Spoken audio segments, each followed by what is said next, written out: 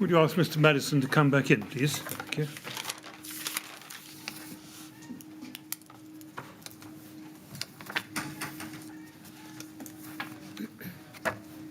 All right, Mr. Maddison. Yes, thank you. I'm sorry, there are some noises off, so perhaps I should ask you to just keep your voice up a bit more than usual. Sure. And I don't think they'll need trouble us too much. Okay. Yes, Mr. Millett. Mr. Chairman, thank you. Can I ask you to go to your notebook for the period TMO 008797771, please?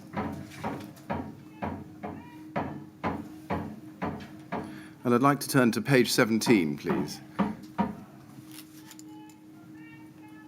And this is a diary entry which you can see on the right-hand side, which relates to a meeting, it seems, on the 4th of February, 2013. Do you see that? Yes. And it says in the third line down, Leadbitter's critical of Max Fordham and Studio E. Can you recall what that entry was about? No, I don't recall. You don't. Do you remember Leadbitter being critical of Studio E in any way? No, I don't. You don't. Have you any reason to think that this entry is wrong in any way, and that it doesn't record something you thought at the time?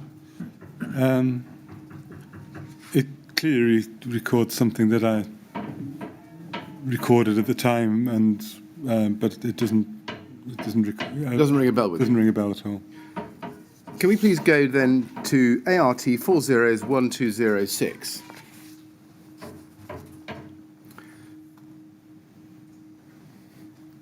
This is an email from Robert Powell to you, 24th of May, we looked at earlier. And we can see that it attached the addendum status report that we've now looked at in some detail. And as I showed you before, he says in the second sentence, this should now give you the comfort you're looking for to proceed with looking to reprocure the construction against our earlier recommendation, which was based on now obsolete information. What was the comfort that you were looking for in proceeding with reprocurement?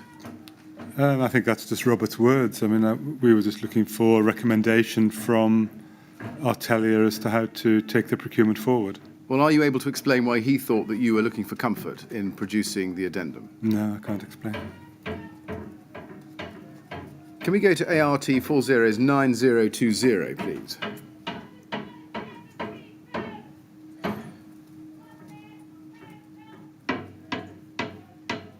This is an email chain between Robert Powell and David Gibson on the 24th and 28th of May 2013. And we can see it starts at the bottom of page 1 on the 24th of May with Robert Powell's email to David Gibson, copied to, among other people, to you, Mr. Maddison. Do you see that? Yes. And he's apologising to David Gibson for having left him off the earlier correspondence, which is what attached the addendum. And then we can see at the top of the page, David Gibson writes back to Robert Powell. You see that? And you're also copied in on it. You see, you're the last copy party. Do you see? Yes. Robert, thanks for this. The recommendations within the addendum are in line with our discussions of last week and allows us to progress towards reprocuring the construction. Do you see that? Yes. And then it talks about meeting again on Thursday the 6th at 3 p.m. at your offices. It looks as if the TMO had discussed what recommendations it would like Artelia to make. Is that right?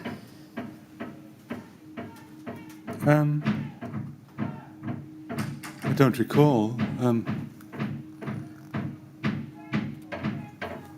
Well, just looking at it, it says the recommendations, this is from David Gibson, the recommendations within the addendum are in line with our discussions of last week.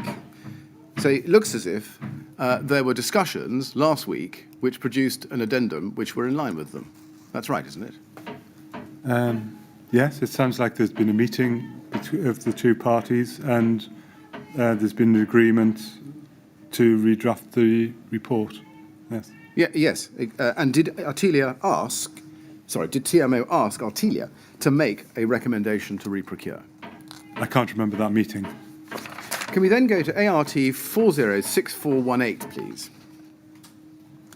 Now, this is an email from Robert Powell to Simon Cash on the 22nd of May, 2013. It follows from the day before, the 21st of May, when we saw that there was a meeting and the overruling email, if I can put it that way. And it's discussing the drafting of the addendum. So it predates the addendum.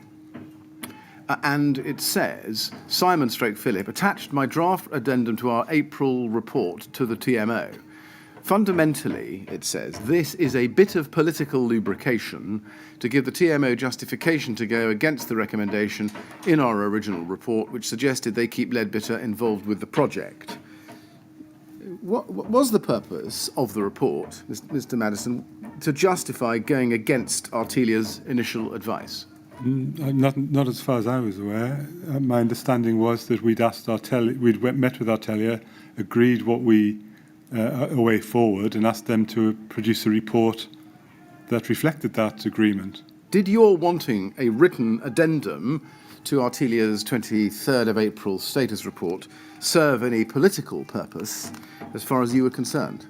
No, it was purely for internal use, so we had clarity about what we were doing and what the recommendation was. It's clear that Mr. Powell thought that your request for the addendum was, as he put it, a bit of political lubrication. Can you explain why, from your point of view at the time, that he might have got that impression? No. He says to give the TMO justification to go against the recommendation in our original report.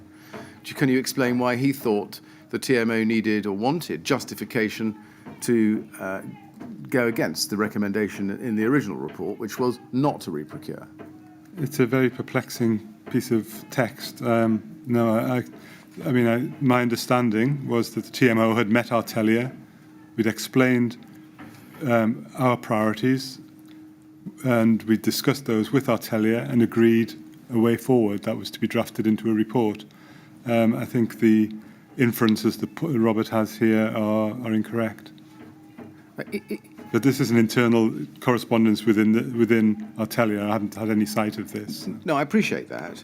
But it looks as if what happened, summarising it to this point, is that you'd had the status report in April, discussed it in April, and then there'd been a discussion on the 21st of May where you'd asked for an addendum, and they produced the addendum. And internally within Appleyards, they'd got the impression, at least, that this was a piece of political lubrication to give you a piece of paper which justified your not taking their advice, which was not to reprocure, but instead wanting now to go ahead with reprocurement. Is that fair? I'm a little bit... That was quite a long question. I'm summarising the history. I could put it more shortly, Mr. Maddison. Did you want the addendum as a piece of paper so that you could justify to whoever asked why it was you weren't taking Artelia's original advice? It was more about, so we had something that explained what action we were going to be taking and why. So it wasn't about justifying something that had happened in the past. It was about, I was looking for Artelia to recommend a way forward. Well, you were looking to Artelia to recommend reprocurement, to be precise, weren't you? That's what we'd agreed with them, yes. And you wanted them to write a report which was different from their first report? Yes. Yeah. Now, there was then a revision. Can we go to ART 409106, please?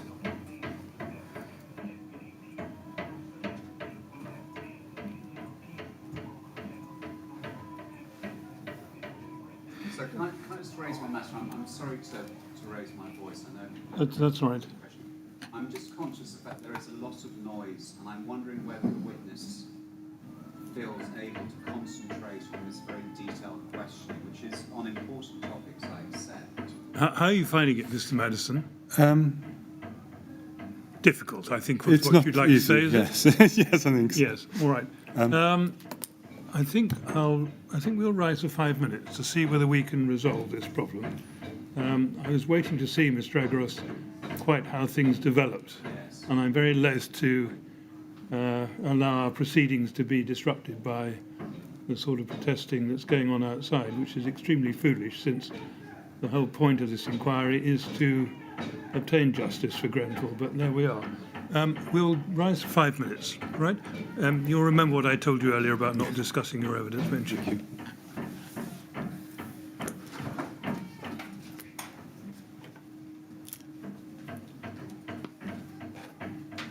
I'm going to say 20 past because it's easier to come back to a specific time rather than try and work out 5 minutes on the clock. Very well, Mr. Chairman.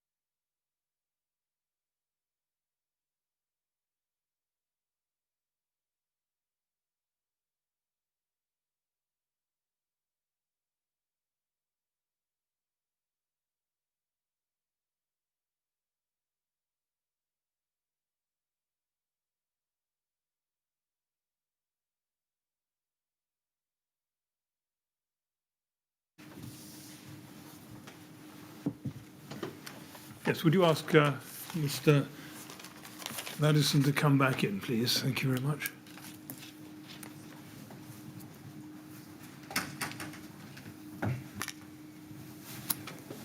Well, Mr. Maddison, I think it'd be easier to concentrate now. Mr. Millett, I'm going to suggest that we push through till 3:30.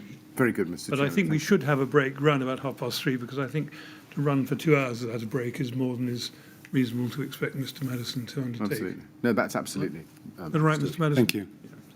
Right. Mr. Maddison, I hope that you could hear and understand my questions in the run-up to the break we just had. But if you've got any lingering doubts about it, I'm happy to go back and revisit any questions you want me to. I think we'll probably cover the areas as we go forward. I think so too. Well, then let's move on. ART 409106, please.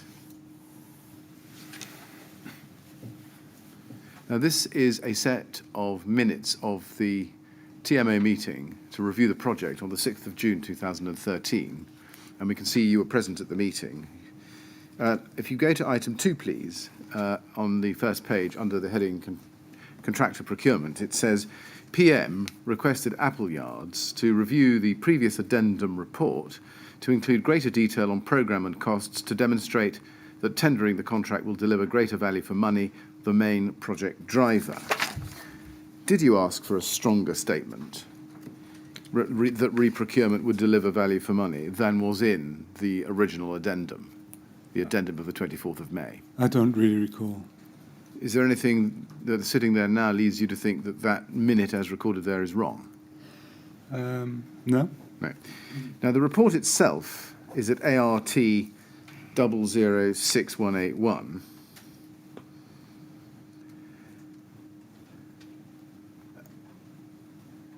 And this is a status report, or the status report, and it says April 2013 for the TMO, 22nd of April 2013, and never mind the oddity about that date, because the original one said 23rd, but leave that on one side. And in brackets it says updated 18th June 2013. Is this the document that you asked Artelia to review in the 6th of June meeting? I don't know. I can't recall. I'm sorry, I've asked a question that's probably assumes the answer to the previous one, which I haven't asked you yet. Can we go within this document first, please, to page 27?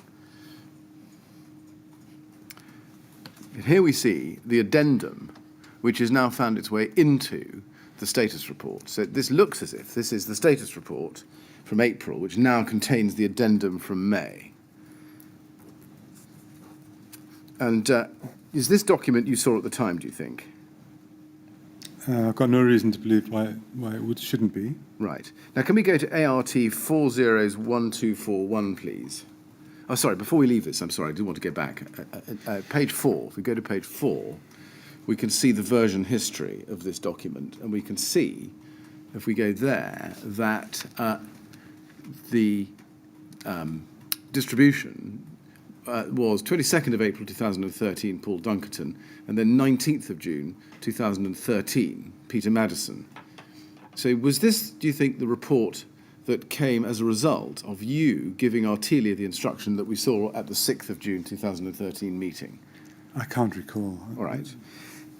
Now, if we go to ART 401241, this will be an email from Simon Cash to you on the 19th of June 2013, copied to others at TMO and Artelia, attaching status report June version 5 final. Do you see that? Yes. And it says, Peter, apologies for the delay in issuing this to you, but it has taken longer than I anticipated to update our status report following our discussion last week. I'm aware that you have a board meeting tomorrow and may not have sufficient time to review what I've written, but in essence I've taken on board your comments and reworded sections to read in a better light. I've also attached a further copy of the near-term action programme. Did you ask Simon Cash to reword the report to read in a better light? It sounds like Simon and I have had a conversation about the report, and I've asked him to redraft parts of it. Yes, thank you. And let's just see what parts have been redrafted as a result of your request. Can we please have the original status report up at page 5? That's ART 409101.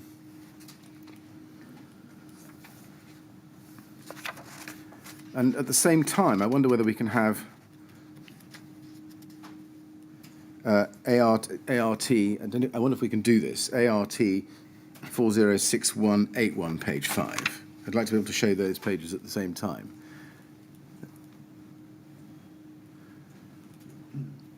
So there they are. The first one is April, the second one is June, having been through the addendum process.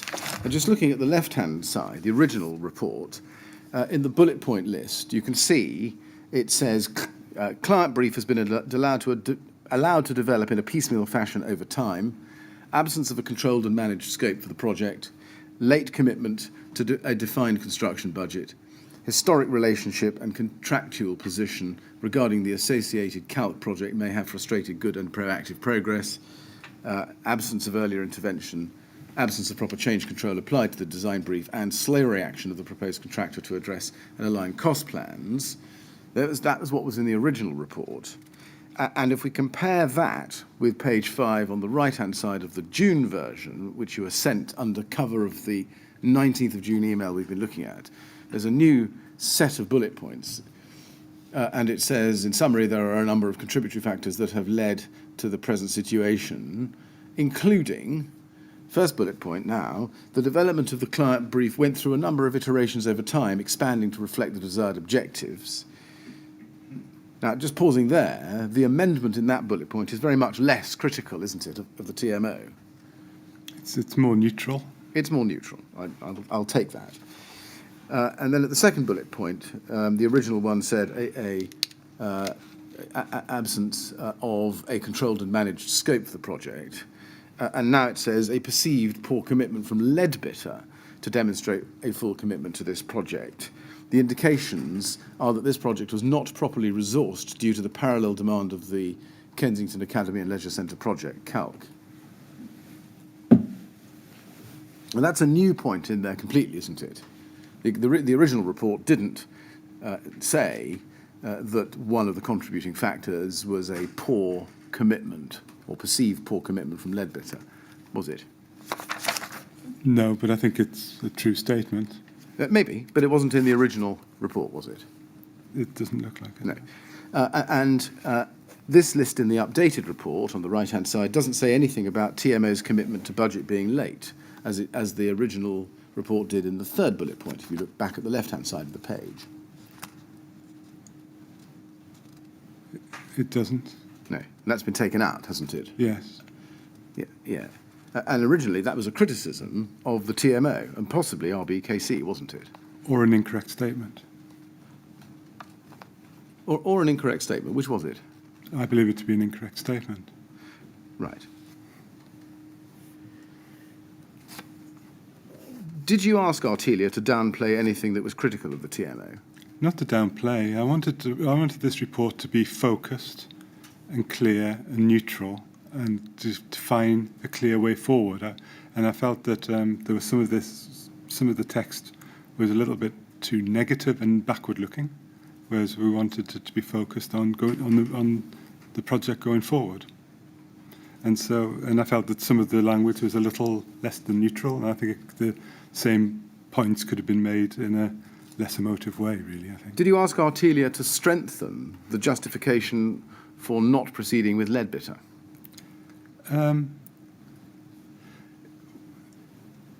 There was an agreement. We had discussed. There was a discussion between Artelia and my team about the way forward, as we've described this morning, and what the changes and priorities were, how we perceived the issue relating to Leadbitter and their appropriateness as contractor, and we wanted the report here for Artelia to give a clear, focused recommendation of a way forward. Yeah. So is the answer to my question yes, you did ask Artelia to put in writing a clearer, if you like, justification for not proceeding with Leadbitter? Well, look, that sounds like if I was asking Artelia to do that, I'd be writing their report. I was working with them and asking for them to make a recommendation of how we move forward within the parameters that the client was working with them on. So the way you suggest it might make it sound like I'm instructing them, whereas I am instructing them, but as a client, but I'm asking them to give me a recommendation of how we can meet our objectives. Well, you really put your finger on it, if I may say so. You writing their report. There was an element, wasn't there, with your interfering with the substance of the advice and asking them to give you better advice or different advice. I don't agree with the word interfering. I think it's having clarity as a client is what we wanted and what we were aiming to achieve, and trying to give clarity to our consultant as to how we would deliver that, and how we were looking for a recommendation from them on that basis. Did you ask Artelia to strengthen the justification for reprocurement? I asked them to amend the report to reflect what we had agreed as the way forward.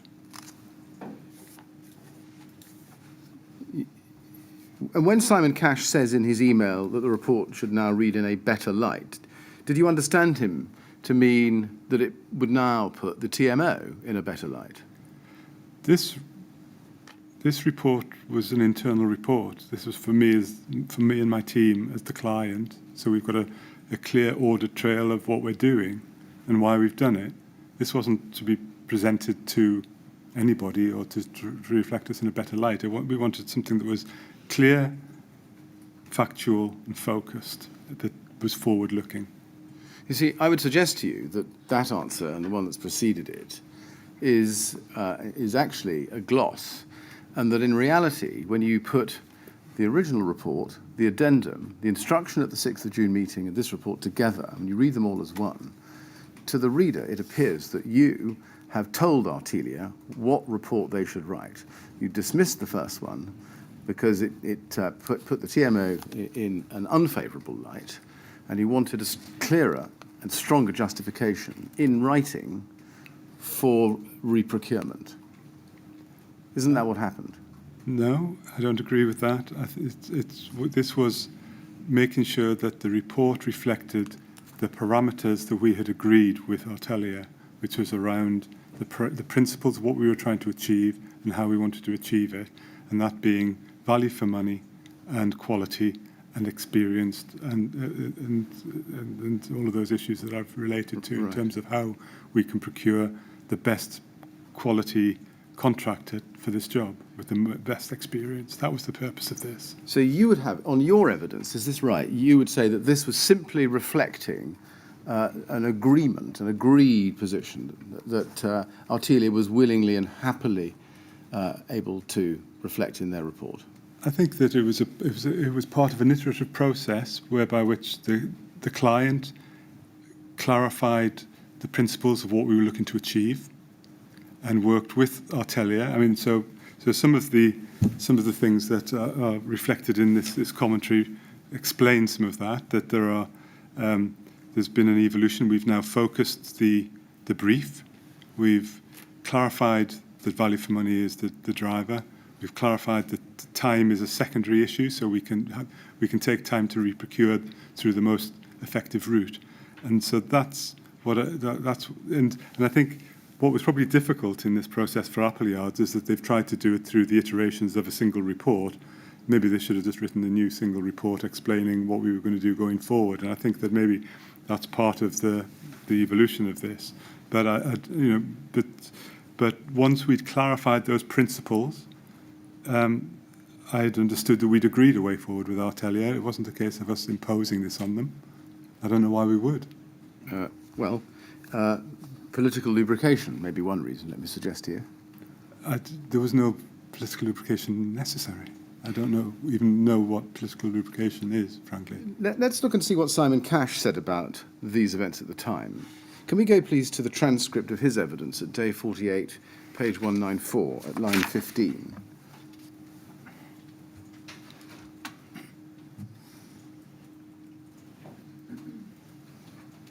We can see here that we're looking at the differences between the status report and the updated status report in June 2013. And if we look at line 8,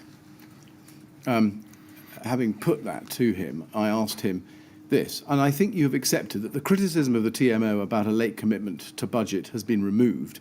Now, am I right in thinking that you agreed with these statements when this status report went out? Answer, I didn't necessarily agree with them personally, no. Question, why did you let them out then to Peter Maddison if you didn't agree with them? Answer, Peter Maddison and I had a particularly strong conversation about the changes that had to be made. He was being very persistent and put a lot of pressure on us to make those changes. I was quite resistant because I felt that it was a true reflection of what had happened on the project, but at the same time this was a report that Peter Maddison was looking to present to his board, and that if we didn't make the changes, then the report wouldn't be presented to the board, and therefore no decision would be made or no recommendations would be drawn from that. Therefore, the whole basis of the report would have failed completely. Question, so you were basically strong-armed into making these changes? Answer, yes. Now, is it right that you and he, Mr. Cash, had a particularly strong conversation about the changes that had to be made? I don't recall it. And, I mean, I don't know that I haven't strong-armed anyone ever, and I don't think Simon would be somebody who would be easily strong-armed. I think we would have a frank conversation and agree a way forward, but I don't think that's an accurate statement. You don't. And he said that, we've seen it, you were being very persistent and put a lot of pressure on you to make those changes. Do you accept that? I don't recall that. I mean, the whole basis of that paragraph, if I could just go back to it, Yes. So, Yes, I mean, the whole idea that this was to go to the board isn't true either. It's so it wasn't a report from my board. This was a report for internal clarification as to the way forward, and I may have taken information from this to report into my board, and to get the approval for as well to inform the board about how we were taking things forward, and that would have been an appropriate thing to do. But this wasn't a case of trying to rewrite something. I wanted it to be focused and clear, and I didn't think it was, and I thought it. So, but it wasn't. This wasn't a memorable conversation in my mind. I don't remember it. The conversation that Simon's saying was very strong. Right. Well, he certainly got the impression that he, Artelia, had been strong-armed into writing this report. Let me put it to you this way. It's quite clear that the advice originally given in the April status report was that there should not, at least at that time, be a re-procurement exercise, and that you should continue with Leadbitter. Yes? Yes, and my view was that the outcome of that would have been we would have potentially selected a contractor with a price that hadn't been tested and that didn't necessarily have the experience required to do this job. Yes. And that wasn't acceptable. I understand that entirely, and that led you to reject the advice given in April and want different advice, which is what you asked for and ultimately received in this report. And we did that by working with Artelia, explaining the parameters that we could work within in terms of value for money and time scale, and that made things easier for them to recognise that actually there are different options if we've got more time to procure, if we're not up against trying to close out the Leadbetter's tender. So none of this seemed very contentious, really, at the time. I don't remember it being a contentious issue. I don't remember this conversation directly, but Why would you, if you were going to reject the advice that was given by Artelia in April 2013, in their formal status report of the 23rd of that month, why did you need a further report at all? You could just put the report they'd given you in the bin and do your own thing. Because what I wanted here was a recommendation of how we take this forward. My role is to move this forward. But you'd already decided how to move it forward. Why did you need a recommendation from Artelia? Because there's a professional aspect to this that is needed to explain how we take it forward and to give a recommendation of the appropriate route. And that was what I was asking Artelia to do. There was the priority was to get a contractor that had the requisite experience to do this job, and I don't believe that we had established that with Ledbetter. My question is a different one, which is, given that you had asked for the advice, been given the advice you didn't like, and had decided to reject it, why did you want a new report at all? Why not simply say to Artelia, well, thank you very much, we're going to do something differently. This is what we're going to do. Because their role is to, because we are the non-technical client here, so we are commissioning them to recommend technical ways of delivering what we want to be achieved. And so we are looking for their recommendation on that. And that was something that they'd offered, and it was part of their service. It was something that they were very clear about. They gave us options. And so it was absolutely appropriate that we asked them to communicate to us how they will deliver that for us. And if they couldn't, then we would have to consider a different way of procuring this. Do you accept that you weren't simply giving them new facts on the basis of which you wanted their independent advice? You were actually asking them, in substance, to give you the advice that you wanted and in the style that you wanted it? No, I don't accept that. I don't. Can we then go to TMO 100484490? This is an email from David Gibson to Claire Williams in September 2013, 17th of September 2013. And it's not, I think, copied to you, although you are the recipient of the 19th of June email, which it forwards on to Claire Williams, as I think you can see. Claire, re-VFM through procurement. This is all I've seen from Appleyards. And then he says, and we had to twist their arms quite hard for them to write it. You see that? Yes. Do you accept that that is a fair description by David Gibson of how the June version of the Artelia advice came to be in its final form? I don't recall this. I think we were looking for a report that gave clarity going forward, and we hadn't had it. Can you explain why David Gibson told Claire Williams that, quotes, we had to twist their arms quite hard for them to write it, if that was not the case? I've got no recollection of this, so I can't really comment. Well, I'm asking you to see if you can help me understand why it is that David Gibson was of the impression, according to this contemporaneous document, that the TMO had to twist Appleyards' arms quite hard for them to write the report he's attaching. I assume he's referring to the fact that we're on version 5 of a report, and so we were looking to, before we got one that we felt satisfied our requirements. That's an assumption you make, but the... Well, as I say, I don't remember the detail of this, but I think 5 iterations of a report is quite a lot. It certainly is, and it's certainly telling, but I'm just interested in whether you can explain why Mr. Gibson thought that TMO had to twist Appleyards' arm quite hard for them to write it. You can't. They're David's words, I don't. Right. Mr. Bennett, I'd just like to get a little bit further help on this. Can you tell me, Mr. Maddison, what was the use to which this report was going to be put within the TMO? It was just for internal, so we've got an internal record of what we've agreed going forward, and I could draw from it to make recommendations to the board or to explain the way forward, really. So although I think you told us earlier it wasn't necessarily going to be shown to the board as it stood, you envisaged drawing on it when you made some form of presentation to the board. Is that the right position? Yes. I think so.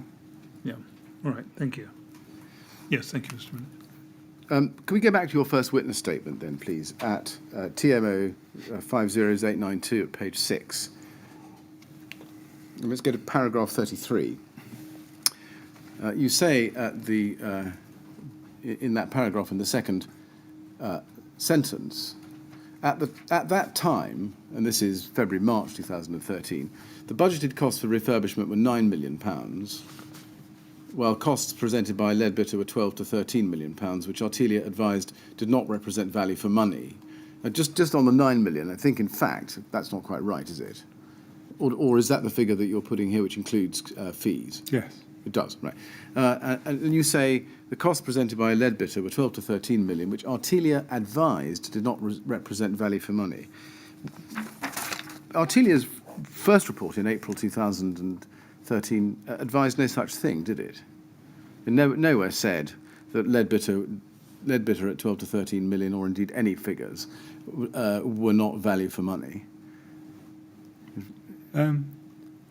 Well, that's my inference, that Right. when Artelia are telling me that the cost should be 9 million or 9 million less the fees, and Leadbitter are telling us it's going to cost 12 to 13, my assessment of that is that we're not getting value for money. That may have been your assessment of it, Mr. Maddison, but it isn't right to say, is it, that Artelia advised you that Leadbitter's figures did not represent value for money? Okay. Do you accept that? I accept that. Can you explain how that mistake came to be made in your statement? I think that's just a misdrafting, I think. Right.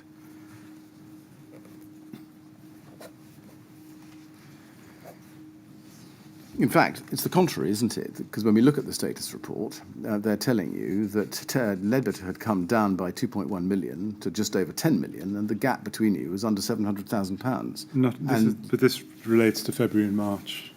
Yes. I'm trying to tell a narrative. So in February and March, the costs gap was at that stage. At a later stage, things changed. I agree. But at this stage, I see. That gap was significant.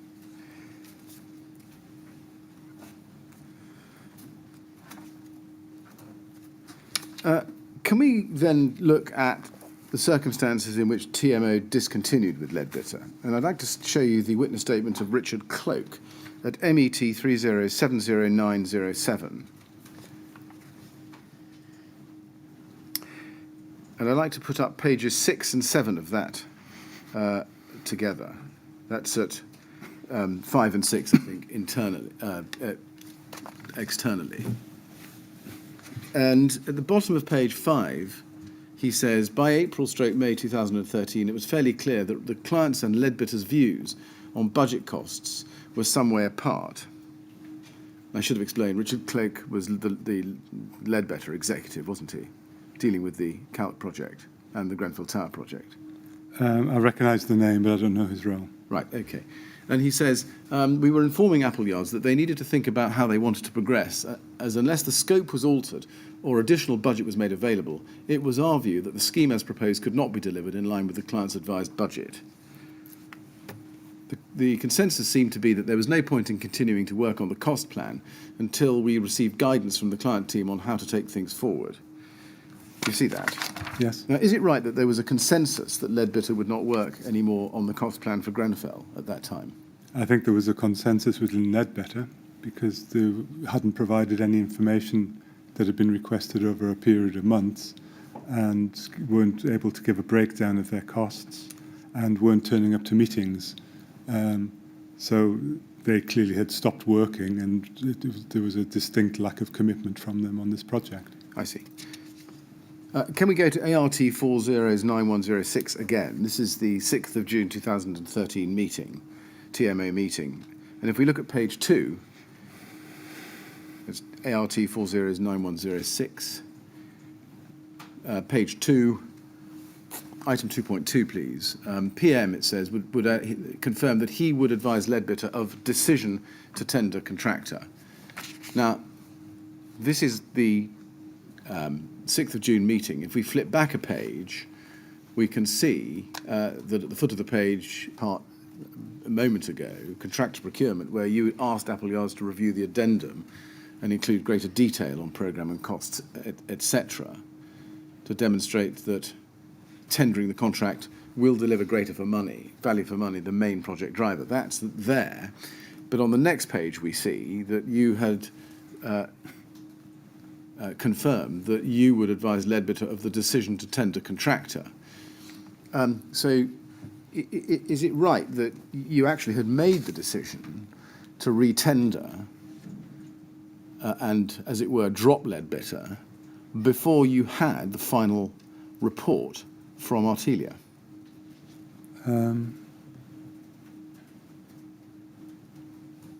Could you just remind me of the date of this meeting? 6th of June 2013. Yes, I think that following May, we had decided that the procurement was going to be via an alternative route to Ledbetter. Right. Does this tell us that you didn't actually need Artelia's written advice in its final form before making the decision to retender? We needed, well, there are two different distinct issues here. One is whether we are going to proceed with Ledbetter, and the second is how we are going to procure the works themselves. And they're quite distinctly different things. So the report from Artelia was about how we were going to take it forward.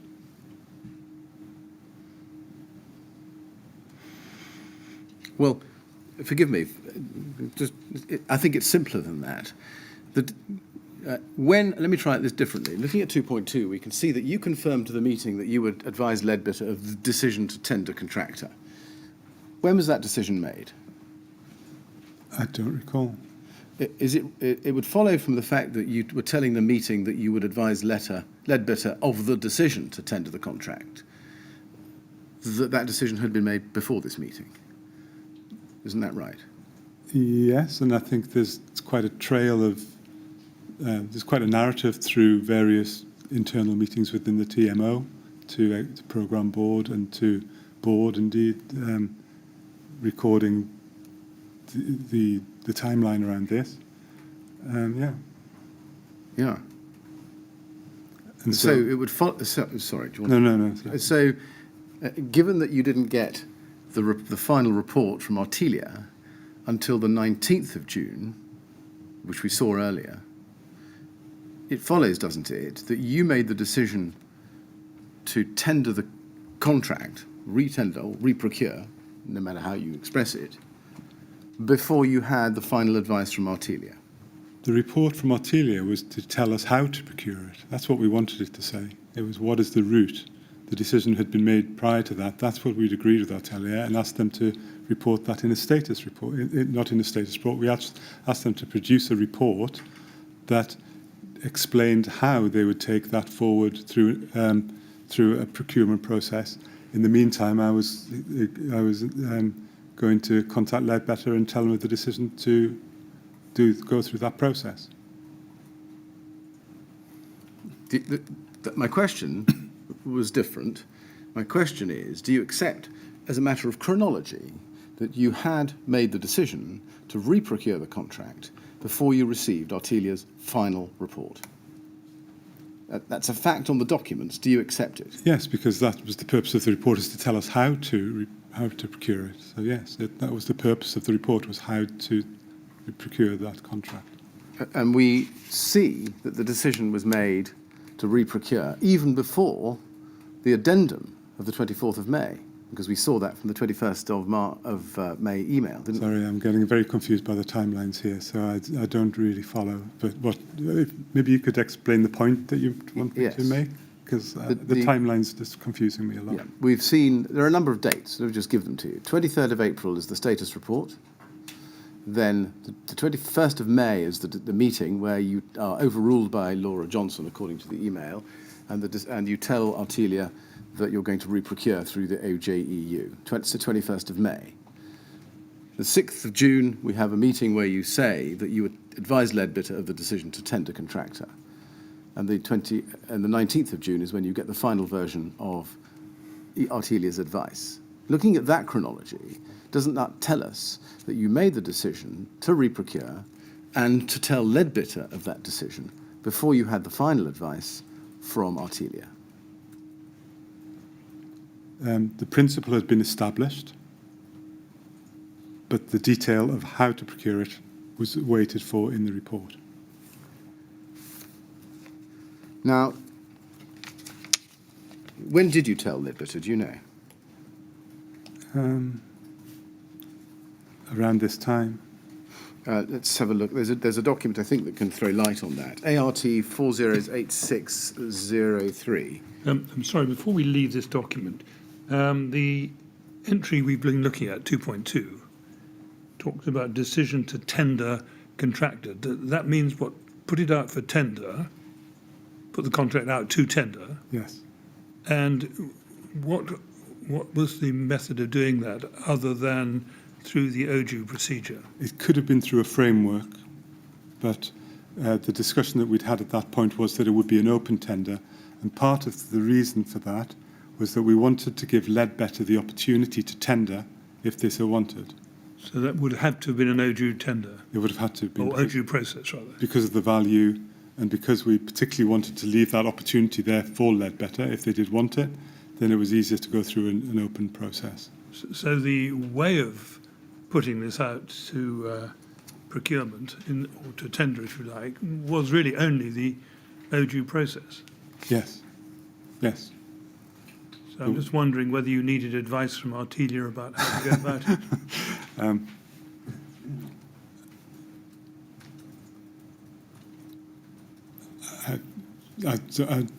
I'm struggling to remember the detail. The significance of this report now Yes. seems a little much less than it's All right.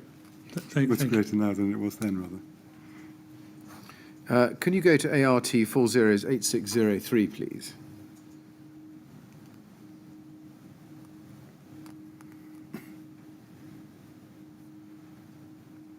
This is an email from, it's the second email down. It's an email from David Gibson to Phil Booth, dated the 19th of July 2013. And although it's actually not dated that date, we can see that you are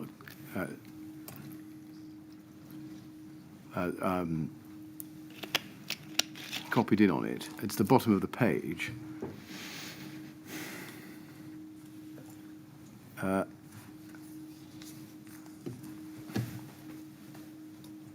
And at the bottom of the page, it's an email from Phil Booth to, an email from David Gibson to Phil Booth. I'm so sorry. I'm actually looking at the middle email on that page. Subject OJE notice from David Gibson to Philip Booth, copied to Paul Dunkerton. See that? And the second paragraph. I am lost. No, I've confused you. It's my fault entirely. If you look at the first page, there's an email at the very top from Phil Booth to Simon Cash. Yes. And underneath that, there's an original message. Subject, OJEU notice from David Gibson to Phil Booth. Do you see that? Yes. It's copied to Paul Dunkerton. Now, it's not copied to you, I don't think. But it says, Philip, as discussed, I'm able to confirm Ledbetters have been informed. They didn't raise any objections and offered any assistance we might need. We've agreed for Simon to have a conversation with his Ledbetter contact just to clarify if they're likely to be interested in tendering. Once we clarify the position, we may again give consideration to tapping into an existing OJEU. You see that? Yes. Is that the time when Ledbetter were informed, do we think? Yes. Mid-July. Can you explain what the gap was, why there was a delay between the 6th of June 2013, when we saw that you told the meeting that Ledbetter would be informed of your decision to tender the contract, and the middle of July when they were told? Do you know why that was? I don't know that it was the middle of July when they were told. I don't have any record of when they were told. Oh, all right. Now, it was open to Ledbetter to bid for the project under the OJEU tender process, wasn't it? Yes. And they didn't, did they? No. Do you know why that was? What part of the concern when we were going to contact Ledbetters here was that whether they might put some claim in because they'd done some work, and they may have objected to the idea of us reprocuring. Actually, when I made contact, they were very sanguine about it, and which confirmed my view that they really weren't interested in the work. In fact, may have been relieved. But what we did ask was, so David here is asking Simon, because Simon Cash is working with Ledbetter on the adjacent site to check in with his contact there and see if they're interested, because part of the opportunity leaving the open ODU route open for Ledbetter was to ensure that there wasn't any claim or comeback from them being precluded from that work. And David's email here seems to be suggesting that if they aren't interested, that might open up the procurement via an existing framework route.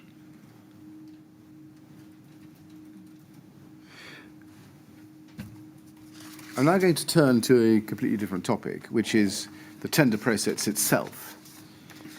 Now, as we've looked at, this was to be, and indeed was in the end, an OJEU tender process. Now, before the Grenfell Tower refurbishment project, had you done any public procurement exercises of any substance? Yes, I've got a large experience of procuring contracts. And were those under the OJEU regulations? A number of them have been, yes. Yes.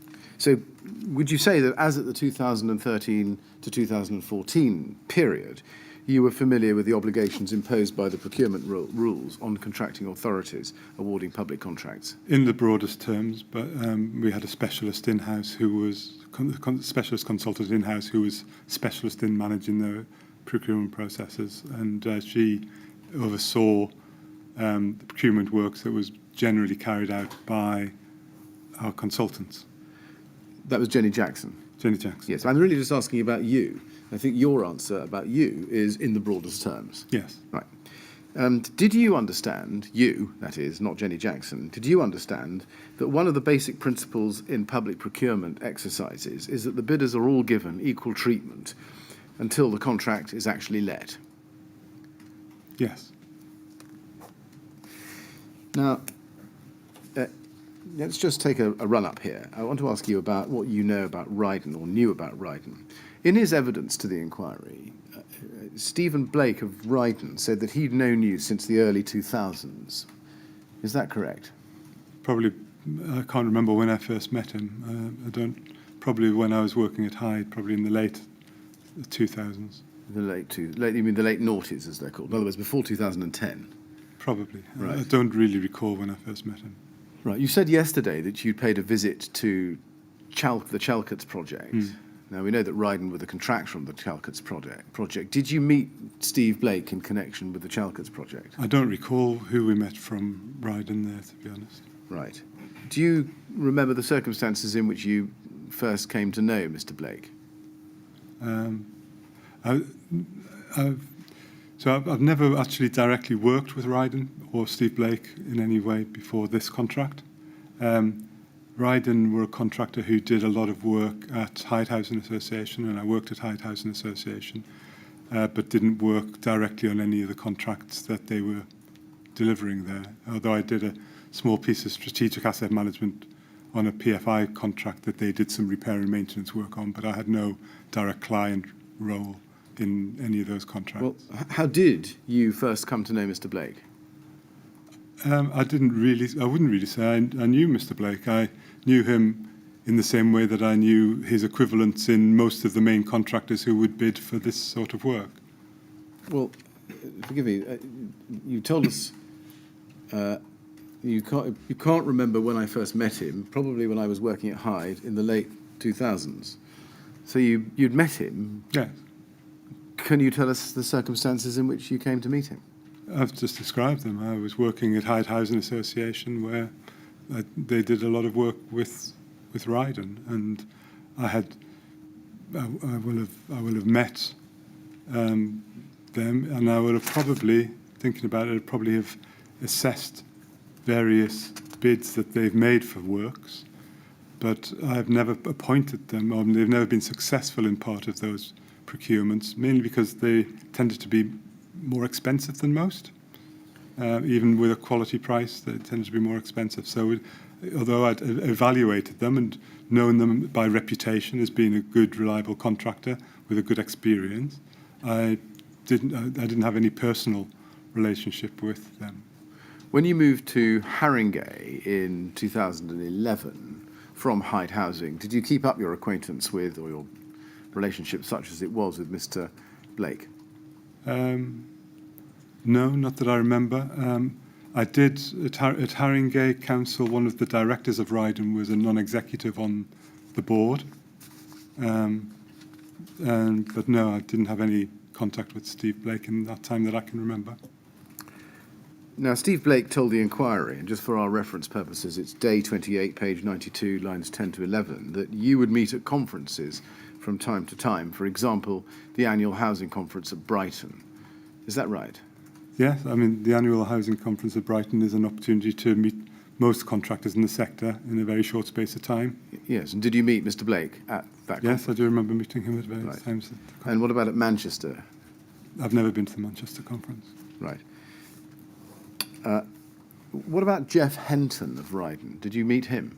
Yes, so Jeff Henton was the non-executive director at Homes for Haringey.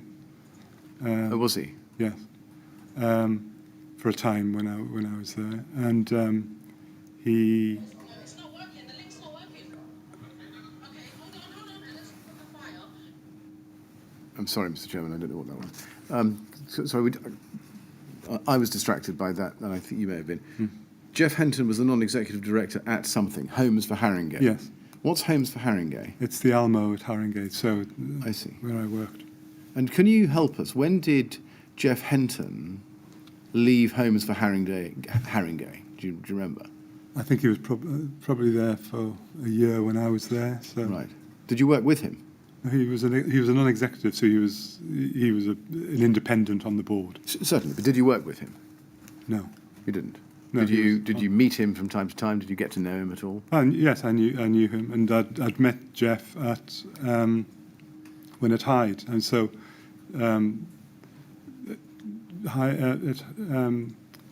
Ryden delivered a number of significant projects at Hyde. So the Packington Estate project, a regeneration project in Islington, and the Islington PFI project, and they were very high-profile schemes. And I've met them at various significant events at those in the development of those projects. I see.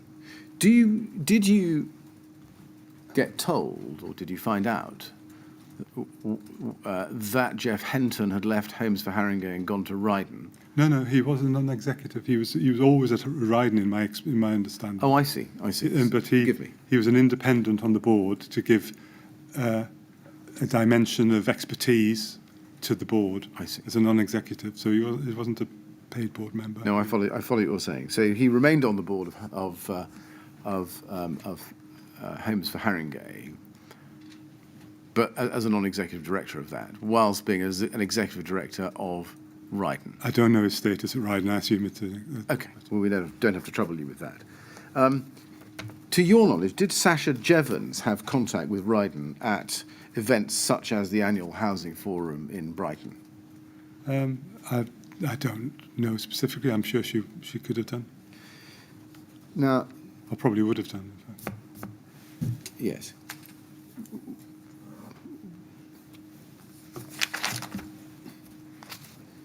If we go to your notebook, please, at TMO 00879-771.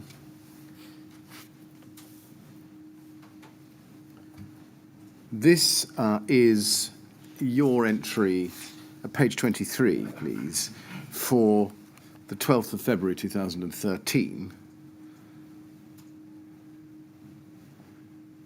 And on the right-hand side of the notebook, there is a long list of items with a bracket, a square bracket next to them. Do you see that? Yeah.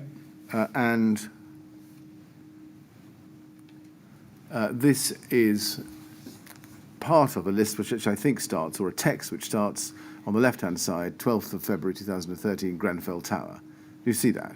Yes. And it looks as if this is a meeting with Leadbitter at that time, because there's a reference to Colin Childs, or Childs, I think it is actually, Simon Cash, Mo, is that Mo Katecha?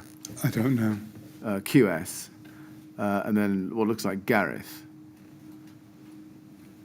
Is this a record of a meeting you had with Leadbitter on the 12th of February 2013? Leadbitter and Simon Cash, Napoli. Absolutely. And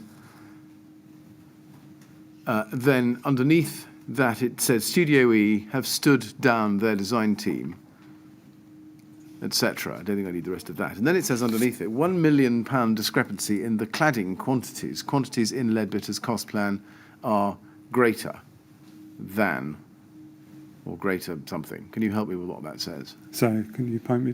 Oh, greater. No, I can't. You can't. And then there's the list. And it says separate out costs, I think. What does the first one say? Block, maybe? Block. And then externals, internals, M&E, hidden homes, boxing club, nursery, offices, reception, and then this, I think, is that rubbish? Or, Public realm. oh, public realm, okay. Nothing there about cladding, but we've seen that there was already a £1 million discrepancy in accordance with your note. Just pausing there, do you remember this meeting? I don't remember specifically the meeting, but... Right, but this is this a contemporaneous note of what was discussed, or is it a preparatory note? No, this is a contemporary note. I see. What was being agreed. Right. And then, underneath the list with the square bracket next to it, which I drew your attention to, it says Ryden cost, I think that says comparison, is that Yes, right? That's right. Or compare, cost compare. Comparison. Right. Can we take it then that from the 12th of February 2013, you wanted Ryden to do a cost comparison for Grenfell? This was a conversation that I had with Artelia, and Artelia made contact with Ryden. And the connection I had made, so we'd had this discussion here, which was clearly a discussion at a time when there was a significant gap between Ledbetter's costs and Arkleyard's at the time's estimate. This scheduling of the elements of the scheme is trying to feed to Ledbetter's the way we want them to structure their costs, because we hadn't had this sort of breakdown. They were just giving us lump sum costs. And then... So I'm going to cut across here because I'm asking a simpler question. Let me try it a different way because I'm not really getting what I'm after here. The name Ryden is mentioned. Who mentioned the name Ryden at the meeting? So that was a conversation that I had with Simon Cash afterwards. So that's the line under the meeting. We talked about how we want them to produce their costs, and I've suggested we've talked, and I've said, on my experience of having seen Chalcott's estate, Ryden are a contractor who have done very similar works. Maybe we could get them to give us some sort of cost advice and explain whether or not we're in the right ballpark here. And on the back of that, I think it was Robert, Robert, his name escapes me, made contact with Ryden at that time. I was going to come to that, but I can deal with it now. You say Robert, I think it would be Robert Powell? Yes. Right. Made contact with Ryden at that time. Would that be February 2013, do you think, or was it a little bit later? I don't remember. Right. So I think summarising what you've just said to us, it was your idea in mid-February 2013 to ask Ryden to do a cost comparison exercise for the Grenfell Tower refurbishment. It was certainly, I don't know if it was my idea, but it was something we discussed alongside, I think we also talked about the LHC as getting sense check costs from them as well. Yeah. So You were the one who came up with the name Ryden, wasn't Artelia? I don't remember. I don't know if Artelia knew them as well. I don't know. Now, can we go to RYD 401115, please?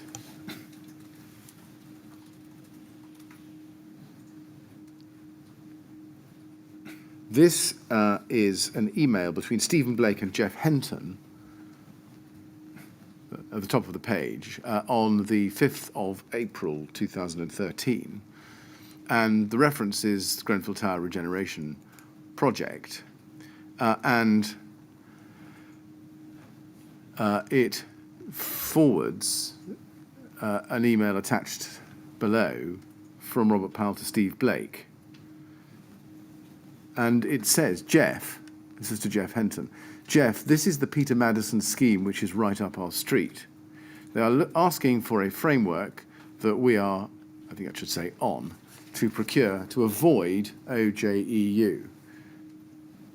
Andy, any thoughts? Could be a challenge, but a start. Now, of course, this isn't a Ryden internal email.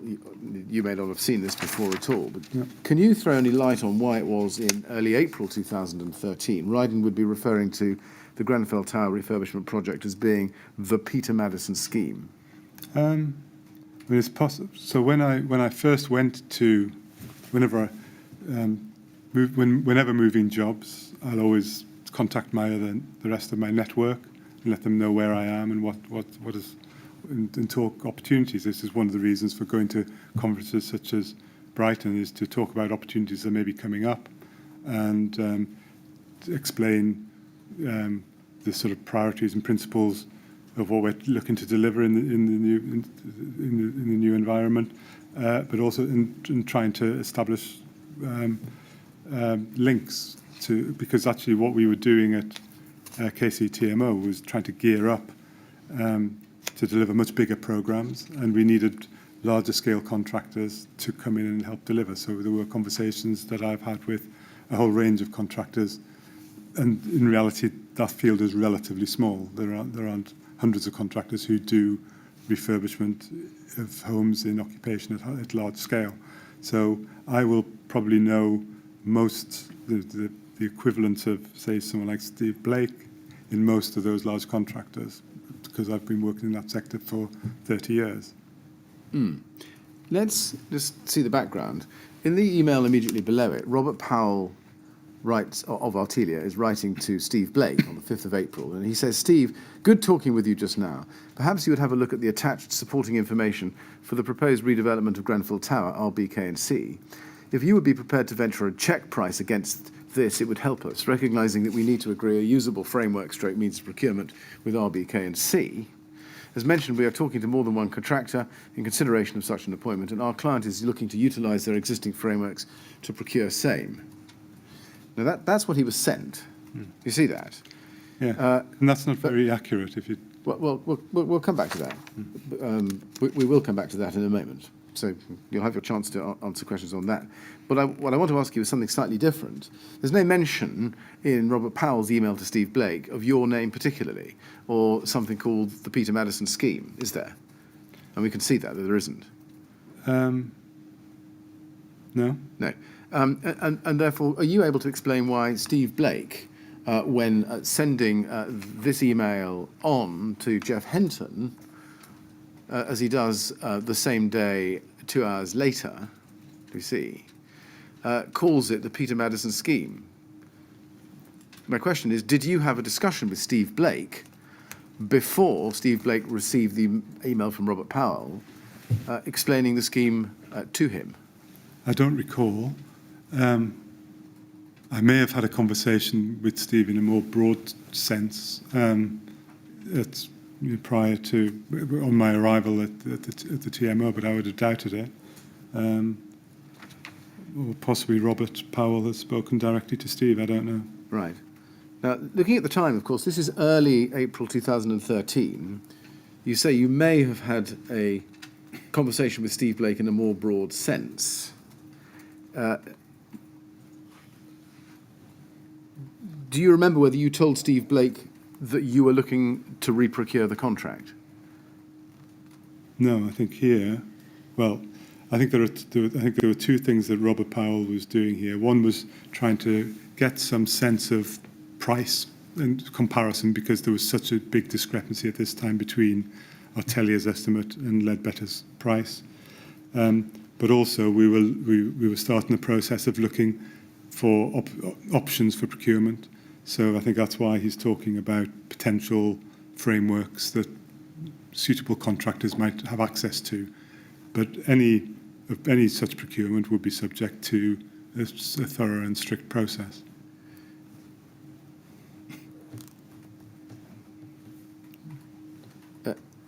Yeah, my question again, when you spoke to Steve Blake, to the best of your recollection, before this email, or before the 5th of April 2013, did you tell him that you, the TMO, were looking to reprocure the contract? No, I don't remember a specific conversation with Steve. Right. Did you tell him that you wanted to avoid OJEU? Well, you can't avoid OGEU. I think that, but the terminology. So is that his? Well, they're his words. Indeed. I mean, looking So at the top email, so he says they are asking for a framework that we are on to procure to avoid OJEU. Did you have a discussion with Steve Blake? I can't see that. Can we scroll up so we can see it? Yes, of course. I'm so sorry. If you go to the top email on that page. Second line. They are asking for a framework that we are on to procure to avoid OJEU. So that's. Did you have, well, I think that's can I very. just ask the question? Did you have a conversation with Steve Blake? No. To that effect? No. So the conversation, there isn't a conversation I recall, and also there's no way that we would be looking to procure to avoid OJEU, just for clarification, because what we would be looking for are any frameworks that comply with OJEU that we could use to procure this type of work, and that was what Artelia were exploring in a broader sense. So they were talking to the LHC and looking at other frameworks that could potentially be used to comply with OJEU, not avoid it. So that's very much Ryden's misunderstanding of what was. Did you have a conversation with Jeff Henton before the 5th of April about retendering? No. You didn't. Steve Blake was asked about this, and he said, and just for the record, it's day 28, page 107, lines 2 to 4. And I asked him the question, how did you know at this stage, and it's April 2013, that Mr. Maddison was involved? And he said, either Peter would have told me or Jeff told me. So that was his recollection. What's your recollection? I think you said you probably had a conversation with Steve Blake. That's possible. It's possible I had a conversation with Steve. I did know that, as I say, the connection I'd had a discussion with Steve regarding his experience at Chalcott Estate, but that was possibly when in early times when I joined the TMO. But it wasn't about procurement. It was about getting an understanding of the processes, and in this instance, it was about getting Artelia to contact them to understand, to try and understand Leadbetter's price difference between Artelia and Leadbetter's. Mr. Chairman, it's 3:30, but I'm still on this page. I'm happy to break, but... If it's not inconvenient to you, I think it would be better to give Mr. Maddison a break now. Very good, let's do that. Right, Mr. Maddison, we're going to have a short break now. I'm going to say just 10 minutes or a few minutes over. We'll come back at 3:45, at least by this clock, which I see more clearly. And while you're out of the room, please, no talking about your evidence. Thank you. All right, thank you very much.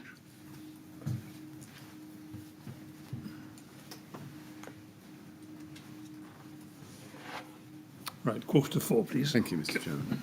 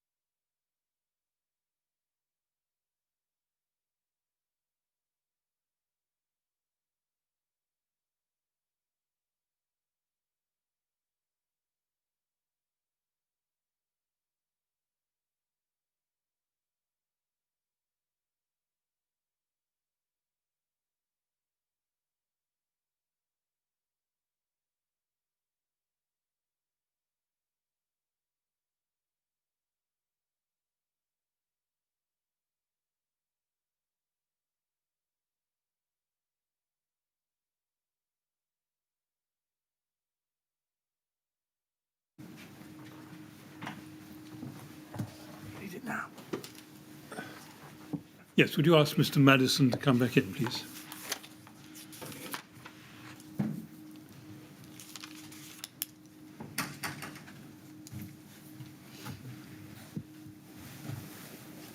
Yes, ready, Mr. Maddison? Yes, thank you. Good. Thank you very much. Yes, Mr. Millett. Mr. Maddison, staying with this email run that we were looking at, see it? You can see that Robert Powell talks to Steve Blake on the 5th of April. Were you the one to put Robert Powell in touch with Artelia to do the price check? I think in touch with Ryden. Yes, I'm so sorry, with Ryden, yes. That was the discussion that I suggested based on their experience of having done very similar work at Charcot Estate, that they would provide some insight into the differences between the various prices. Were you aware that Ryden didn't have any relevant RBKC framework agreement at that point?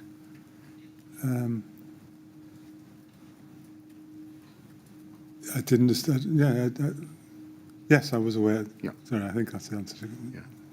And this, of course, is all happening in early April, some weeks before you got the status report from Artelia, isn't it?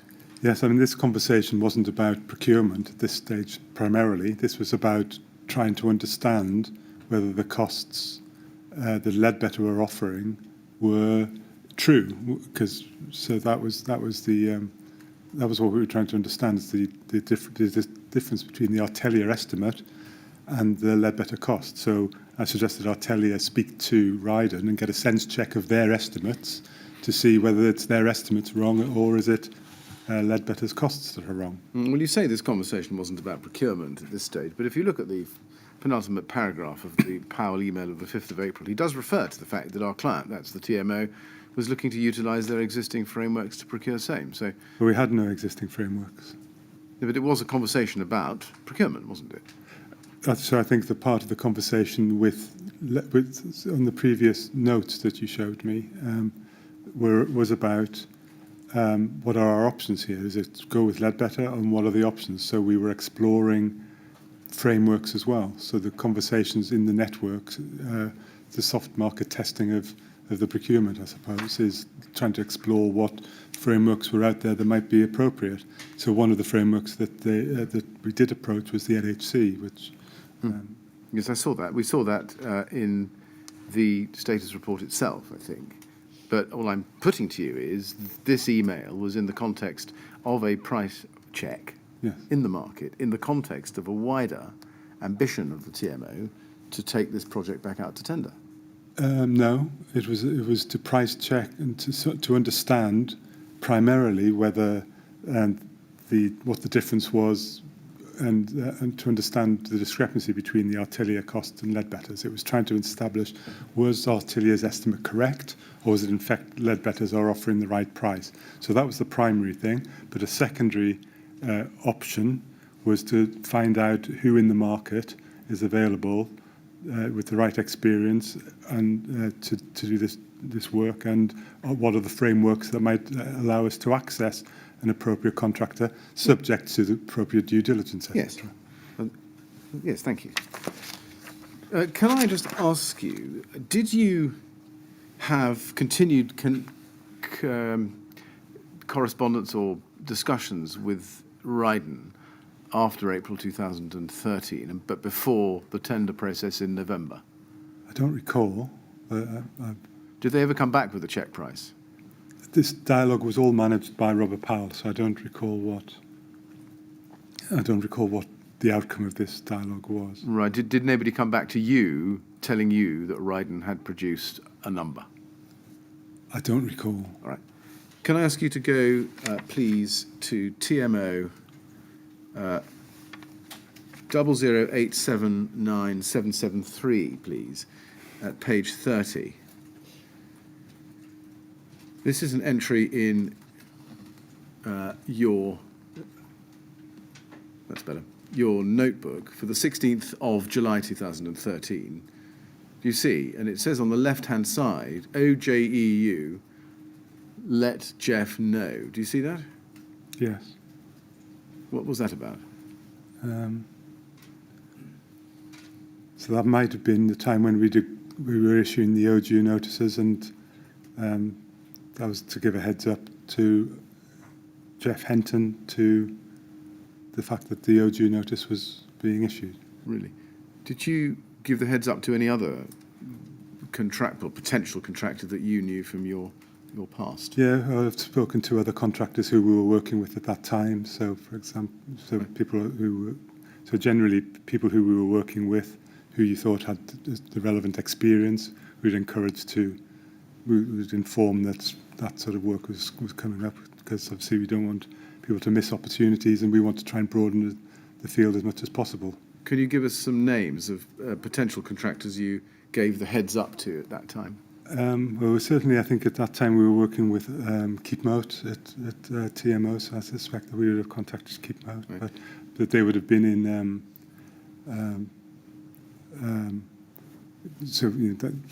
The contractors that we were in close contact with through existing contractor relationships. Right.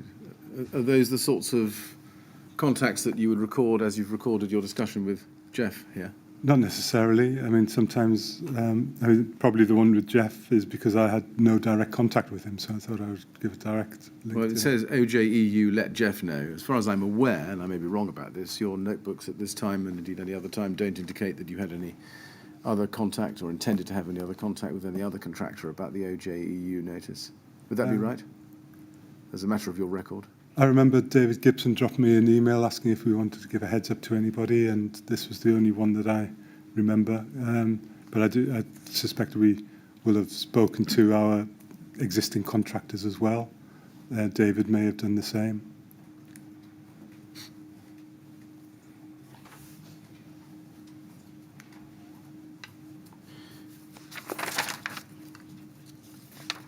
Can we then turn to the events of February and March 2014, the following year? Now, just to give you a little chronology so that I can firmly place you in the chronological context, do you remember the tender exercise went out, or the tender pack went out at the end of November 2013? Yes. And the bids came in on the 14th of February 2014. Okay. And the ITT scores were then finalised in late February, yes? Yes. And the interviews were on the 7th of March. Yes, I think the tender was delayed a couple of weeks. So that was all. Indeed. Yes. And then there was a final tender report by Artelia addressed to you on the 12th of March 2014. And if you don't remember, take it from me that is the case. Yeah. And then it was on the 18th of March 2014 that Artelia gave notice to Ryden that it was the preferred bidder. And then there was a standstill period of 10 days thereafter. Yes? Yes. Yes. Now, that's the skeleton chronology. Let's start with earlier in March. As I understand it, there was a meeting or a conference of the Chartered Institute of Housing in Brighton on the 4th to the 6th of March 2013. Do you know that happened? Do you know that? Yes. You do. Were you there? Yes. You were. Steve Blake said that although you weren't on the list of delegates, you were at some of the peripheral events. Is that right? I think I was on the list of delegates. Oh, right. But you were there. Did you speak to Steve Blake at the housing conference? Not that I remember specifically. I was at the conference specifically that year because we were in the process of procuring a new framework for consultants and contractors. So I remember spending a lot of time in the stalls talking to potential opportunities for contractors and consultants. Did you speak to anybody from Ryden? I don't remember any specific conversations with anybody, to be honest, but it's possible that I'd had a conversation with somebody from Ryden. Let's go to RYD 30866648, please.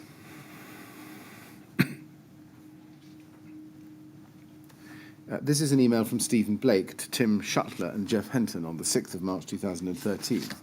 And in the first paragraph he says, Tim, at the housing conference we had meetings with senior representatives from K&C, and my opinion is that in the event we were the successful contractor, they would have no issue signing up to a form of documentation as we suggest. You see that? Just pausing there, was any of the senior representatives of K&C you or members of your team? Sorry, did I miss that question? Sorry. Well, yes, he says here, at the housing conference, we had meetings with senior representatives from K&C. Was any of them you or your members of your team? I don't recall. And I appreciate that you are TMO and not RBKC, Yeah, of yeah. course. But do you recall meeting Steve Blake, or do you recall any members of your team? I don't there recall any meeting Steve specific Blake? You meeting, don't. no. And I think you said you don't recall meeting anybody specifically from Ryden. Is that right? Not specifically, no. I don't have any real... But sitting here today, Steve Blake is telling Tim Shuttler on the last day of the conference itself, at lunchtime that day, that they had had meetings with senior representatives from K&C. Sitting here today, have you any reason to think that was wrong? I've got no recollection, and so I can't say whether it's right I or see. wrong. You don't know. It then goes on in the third line. We have been informally advised that we are in pole position, ours to lose.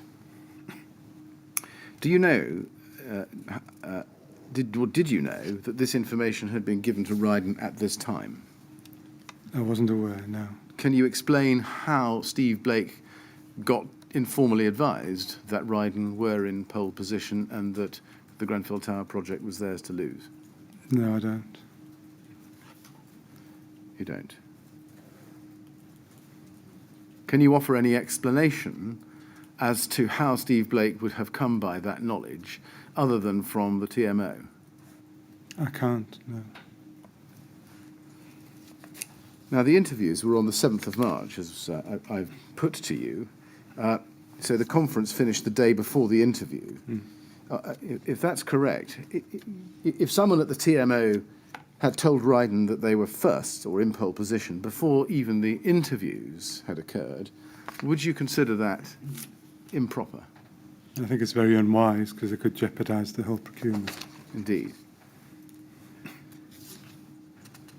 Now, I asked Simon Cash about these events, and he effectively gave the same evidence as you've just given, that informal information to Ryden were in pole position, yours to lose, or ours to lose, was irregular and improper, and he agreed with that. And you agree, I think, as well.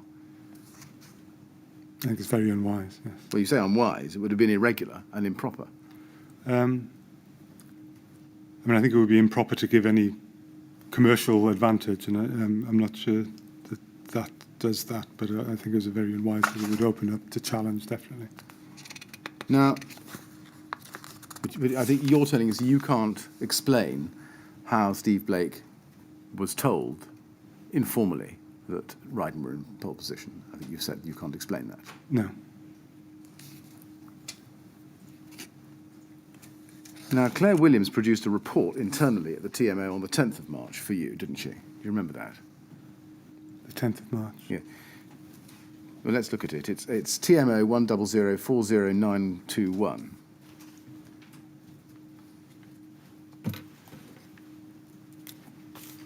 And it's a report on TMO paper entitled Permission to Let the Grenfell Tower Contract.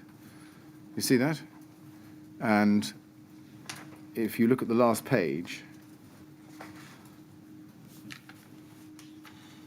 you could see that the report author is Claire Williams and the date of the report is the 10th of April 2014. Do you think you saw this at the time? Does it look familiar to you? No, it doesn't look familiar to me. Really? I just wonder how that could be. Let's look at the recommendation.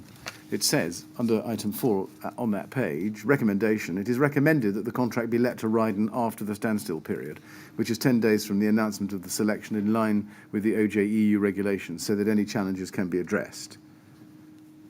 Do you not remember seeing her report to that effect? Can I see who the report's to? Yes, let's go to the first page.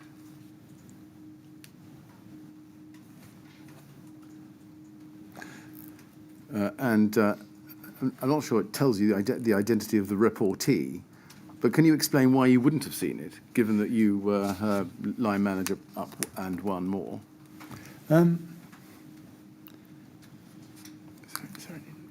Is this a draft report, or is it a report that's been issued to me? Not so far as I know, to answer your question, Mr. Maddison. I put this to Claire Williams, and she accepted that it was her report.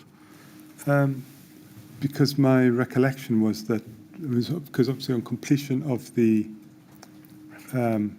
evaluation, we needed to get a board report, so we couldn't let any contract or give any until we'd been to board. Indeed, and that, under purpose of report, first bullet point, says the purpose of this report is to get permission to let the Grenfell Tower contract. It would be surprising, wouldn't it, if you hadn't seen this document? Well, I don't think this document ever had any status. Well, never mind about that. It would be surprising, wouldn't it, if you had never seen this document? I don't know what the status of it is. It's not a formal report. It's something. It looks to me like something that's been drafted, but the formal approval goes through our board report, which went on the 27th of March. So we couldn't have let any contract of any nature at this time. It doesn't make any sense. Well, I'm just very perplexed by that, because it looks, Claire Williams has gone to a great deal of trouble to set out the case for permission to let the Grenfell Tower contract, as we can see, and set out the background. Let's just go through it together to see if it triggers a recollection. 2 sets out the background, 3 sets out the current status. If you go over the page, 4 sets out the recommendation. And there it is. It is a report by Claire Williams, who was the project manager on this project, which was making a recommendation on the basis of a formal tender in which you'd been intimately involved. No, I hadn't been involved intimately in it at all. Did you not? No, I had. So from the outset of the PQQs, I had no involvement in any stage of the evaluation until the very last stage, which was the interviews. So Yes. so 90%, and the interviews themselves was 5% of the 100% evaluation.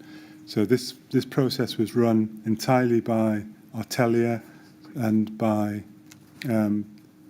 Jenny Jackson and Claire Williams and David Gibson. I had no direct involvement in any way in any part of this evaluation, other than I was present at the final interview, which was actually more of a presentation for stakeholders, focused on stakeholders. But I did get involved on completion of the evaluation on the 7th of March. Yes. When the evaluation was complete, I did then start to take the project forward, because we had to do some quick work to get the board approval and needed some legal advice to support that. So there was a sequence of events, but I can't quite work out what this report is and how that fits in with that timeline, because the 7th, 8th, 9th, 10th, this is the Monday. I don't know the status of this report. All right. Well, let's proceed for the moment on the basis that you didn't see it at the time.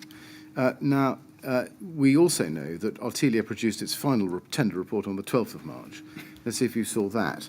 ART 40. Right, before we leave this document, can I just ask, who would normally report to the board with a view to getting permission to let the contract? That would be me. So that's why this is so unfamiliar to me, because I would write all of those approval reports, and I wrote the approval report for this one. So maybe this was something that Claire had drafted as an initial to help me, something that I could drop into my report as and when that was available. That's possible. Right, thank you. Yeah, I'm sorry, Mr. Willett. Let's go to the final tender report from Artelia, 12th of March 2014. ART 402197.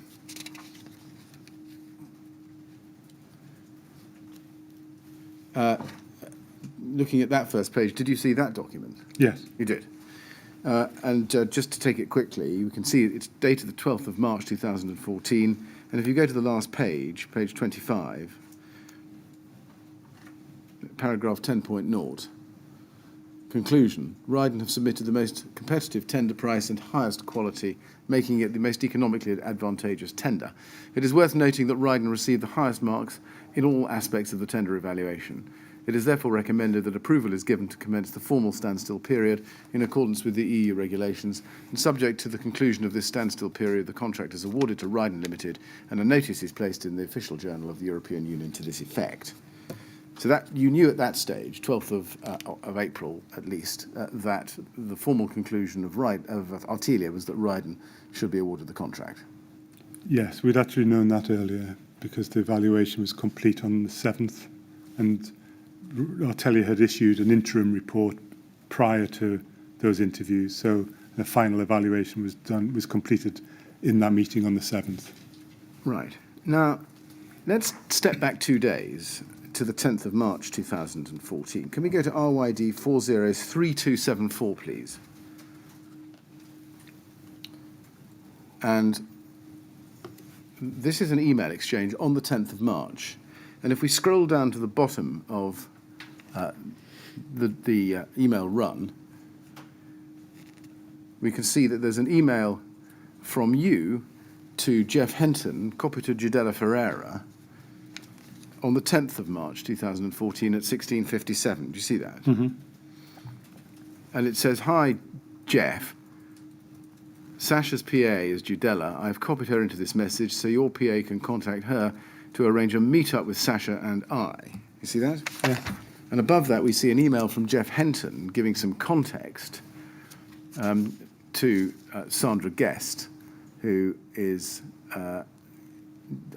we were told, I think, Jeff Henton's PA. "Sandra, could you arrange lunch or evening meal if they would prefer? Venue TBA, but central London, mid-April. Jeff." You see that? Yes.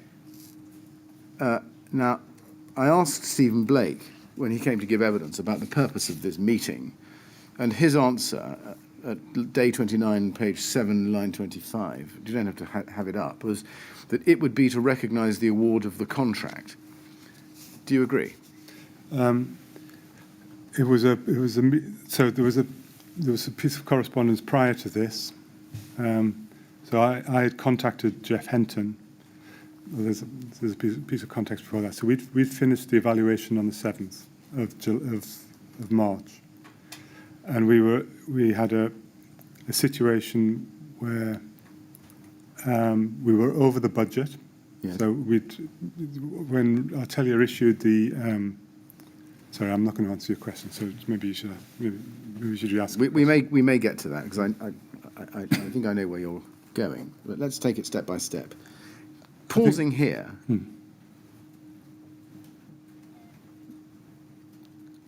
Was it right that the meal or meeting was to recognise the award of the contract, as Steve Blake told the inquiry? It was to.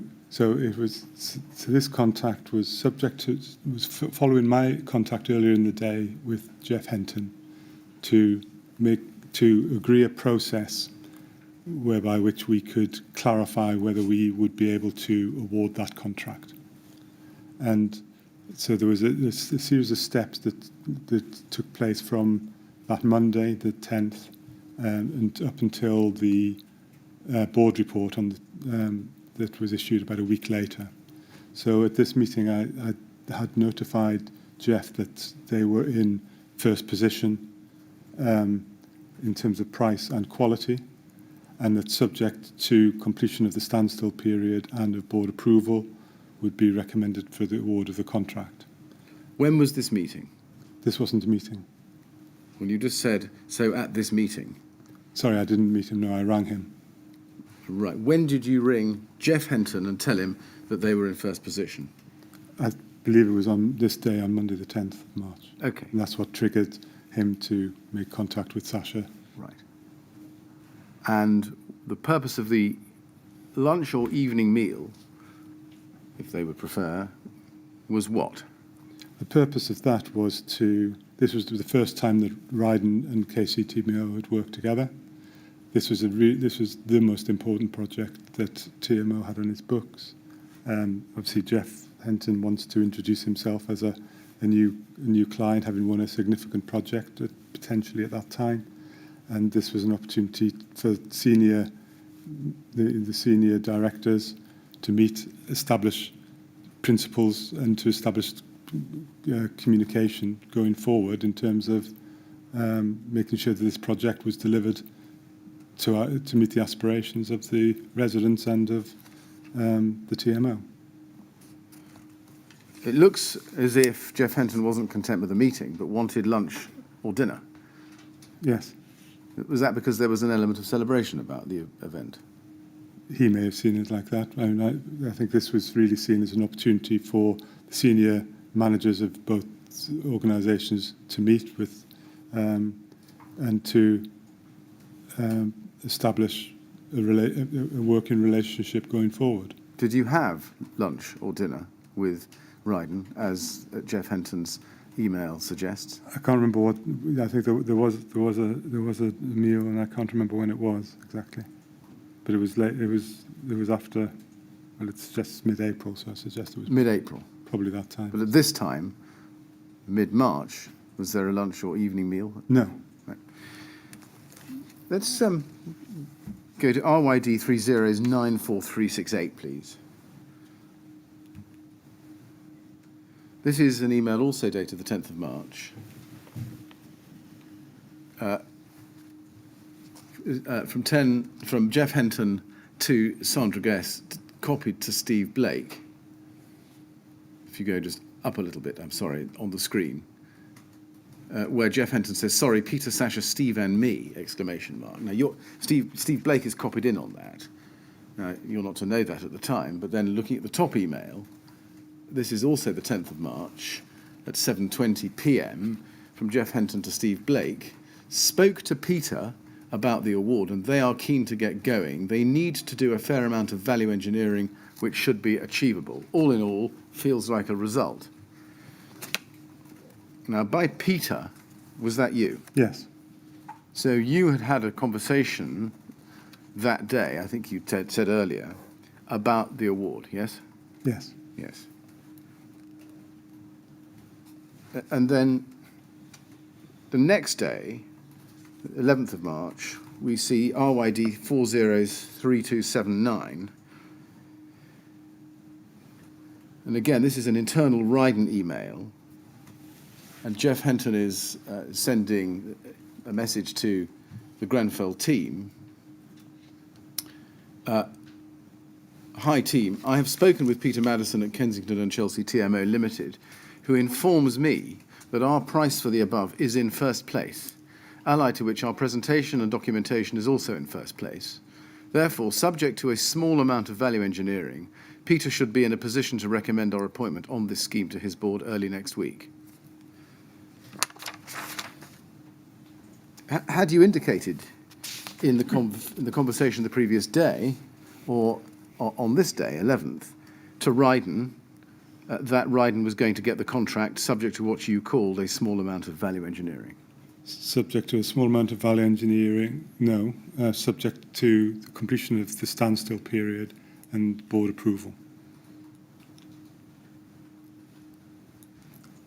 But what we'd also wanted to do was to establish some some principles that could be then reported to the board, because at this time the scheme was over the approved budget, and there were a number of items within the tender that were there were a number of items within the tender that that needed clarification. One of them being within the tender there were two alternative cladding materials. The windows needed a planning permission sign-off as well, and there was some public realm works that was actually formed part of the calc project, which was priced in the tender as an option. And so in terms of trying to move the contract forward, we needed to, and to firm up a contract price, we needed to clarify what materials were going to be used on the building, so that we could then clarify the price within the board approval. But we couldn't do that at this stage. There was more work that was required to progress that board approval. So this was reflected in. So that was the reason. As we were over the budget, our options were to either, we couldn't negotiate with all three contractors, that was clear. We'd got advice from Trowers that that wasn't possible. So our options were to either reprocure or to work within the award, to award the existing contract, the contract that was in first place. But in order to do that, we needed to clarify these points so we could understand the value of the works and then make a decision to either increase the budget or to reprocure. So that was why this process started ahead of the standstill period, because we needed to establish that principle so that could then be reported into our board. And so that was what this dialogue was about. That was why there was the urgency around making it, because the deadline for the board report was about 7 days after this. You finished your answer? I think so. Mr. Maddison, that was a very long speech, which encompassing a number of wide-ranging and different ideas over a number of different days. Have you been thinking about what you've just told me for some time before you just said it? I have given some thought to this, absolutely. I'm sure you have. I'd like now, if we can please, instead of you giving me a long speech with respect, to answer the questions step by step. And what I asked you, and I put to you, if I can recall it, was that had you indicated in that conversation, either on the 10th or the 11th of March to Ryden, that they were going to get the contract subject to what you called a small amount of value engineering. Now, let's break it down even further. Did you tell Ryden that they were going to get the contract? No. Did you tell Ryden that their price was in first place, allied to which their presentation and documentation is also in first place? Yes. You did. Do you agree that telling Ryden those things was irregular? No. Do you agree that it was unwise? I think any dialogue at this stage did bring about a risk of challenge. That's why we took some initial legal advice around this approach, because it was a very difficult position we were in. We either had to reprocure the whole tender. We were in a situation where we'd only had 5 tenderers who'd gone down to 3. We only got 3 tenders, so we were clear that there wasn't a very strong market there, and so the idea of reprocuring wasn't an attractive one at that stage. We didn't have the option for negotiating with the 3 tenderers who had submitted tenders. The only option open to us, other than to retender, was to work with the existing contractor. That did carry with it some potential risk of challenge, and we took legal advice on that.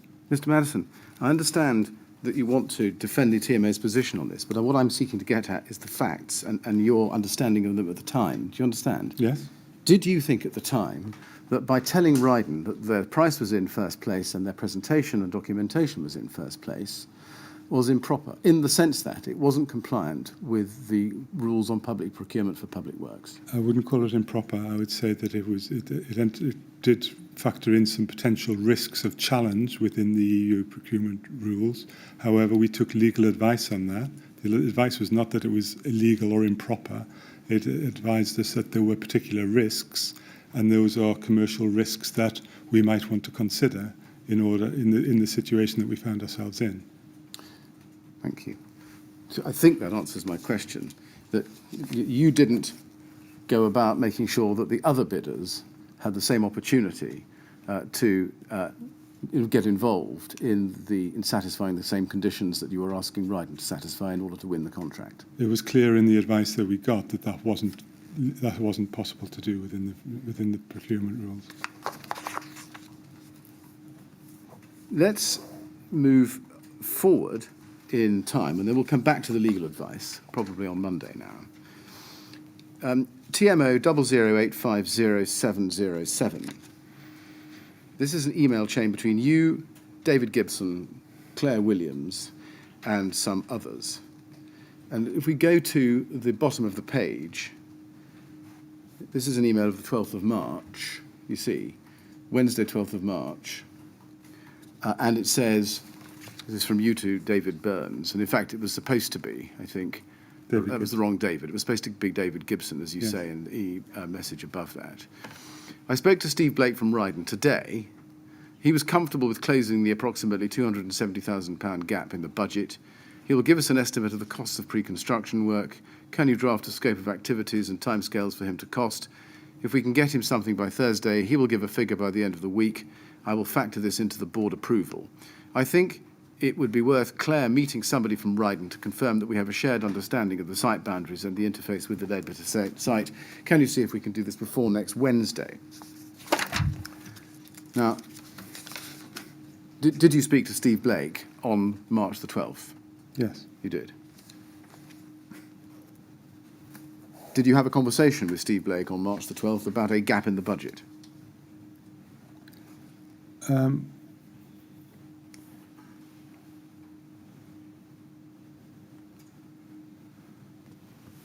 What we were looking to establish was that that Rydens there was a degree of clarification needed around the materials used in the tender, but we also needed to establish that Ryden were prepared to work with us on value engineering post-contract, and they needed to understand the sort of scale of value engineering that we were thinking of. And so that was the purpose of this, is to establish the principles that we were looking to achieve here, which actually are reflected in the board report, which was about establishing the materials through the planning permissions and through establishing the public realm work, because with that would have come additional budget as well. So that would have clarified some of those issues. So there were a number of issues that need to be clarified, part of which was going to be a value engineering of a gap of about £270,000 was estimated at that time. And that was the principle we were looking to establish with Rydens at this time.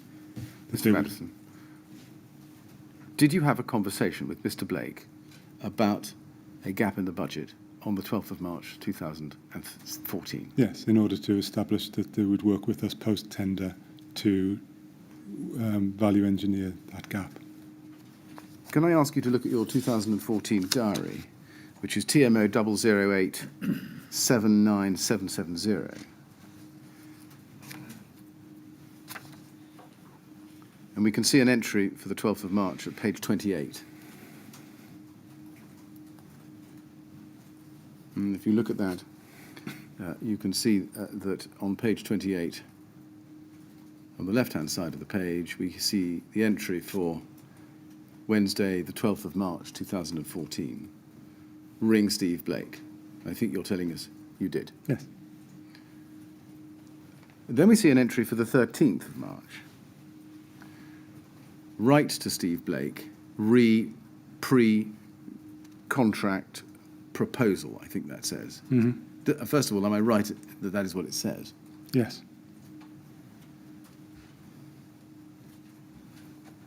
Did you write to Stephen Blake about a pre-contract proposal? I can't specifically remember whether I did. If I did, it would have been by email. And the pre-contract proposal is what is contained within the board approval that was reported to the board that following week. Can we go next to RYD 403295? Just taking this step by step. This is an email from Steve Blake internally at Ryden. You see, 12th of March at 3 o'clock in the afternoon. You see that? Yeah. And it says, we are going to be asked by K&C to find some further value engineering savings in addition to those identified in our tender. Let's wait until this approach is made before going to the supply chain. In terms of value allocation, we took care to make provision against a specification that was exactly compliant. Peter M. is going to forward some ideas tomorrow. Now, is that the same conversation, 12th of March, to which you refer in your email to David Gibson that we saw a moment ago? The one that was missent to David Burns. Could I see that one again, please? Yes, it's TMO 0008500707.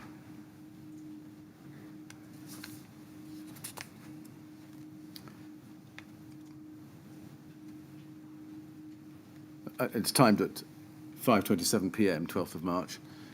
Dear all, I spoke to Steve Blake today from Ryden today. Do you see that? And you said you would give a figure by the end of the week. Is that the same conversation? It sounds like it, yes. Right. And then going back to the email we were just on, RYD 403295, it says in the final paragraph, I'll just go back to that, Peter M. is going to forward some ideas tomorrow. Did you offer to forward some ideas to him the next day, namely the 13th of March? I don't recall, but I think it's possible, or David Gibson may have done so. It's consistent with your diary that you, or perhaps he, was going to write. Yeah. Yes. Let's go then to the 13th of March. RYD 403302, please. This is a chain of emails on the 13th of March, which is the tomorrow referred to in the 12th of March email. RYD 403302. Let's, I think, go to page 2 of what's on the screen so we can have the bottom of page 1 and page 2 together. I think we need the bottom of page 1, I'm afraid, to start with, just to pick up the email. And we can see David Gibson writes to Steve Blake on the 13th of March at 13:14 that day, copied to you and Claire Williams. Steve, it says, Peter Maddison of the TMO has given me your contact details. I understand you are currently in a meeting. I've attached a simple spreadsheet indicating the areas we would like you to look at in relation to possible savings. Our target is around £800,000, which included the cladding savings already priced and any grant income to the scheme. Could you come back to us early Monday with some indicative timescales and confirmation as to where you consider there are opportunities for savings, with figures where possible? And then, I don't need the next paragraph, and then the next paragraph on says, can you also confirm if you can make a meeting on Monday afternoon with Peter, myself and Claire Williams, the project manager for the scheme at our offices? It might be useful if you can bring your estimator also. And that's signed off by David Gibson. And Mr. Gibson indicates there that you have instructed him to send Ryden some suggestions for value engineering. Is that right? Yes, the professional team had pulled together some proposals during the tender process because we knew that the pre-tender estimate was greater than the budget. So the professional team had pulled together some options, and I think that was the schedule that David sent across. And that included some of the elements that were included in the pricing schedule within the tender. And then there was around about £270,000 in addition to that we were looking to value engineer post-tender. And at this stage, we were looking to establish that principle that Ryden would be comfortable with that so that we could enter into a pre-contract agreement to try and develop that. Yeah, you said that before, I think. But I think the answer to my question is yes. Is that right? You had instructed Mr. Gibson to send this email. Yes. Yeah. Can we go to the attachment, please, which is RYD 403301. Do you recognise this document? I'm sorry, I'll wait for it to come up on the screen. I'm sorry, I'm getting ahead of myself, Mr. Maddison, forgive me. This is the spreadsheet that was attached to the email we've just seen.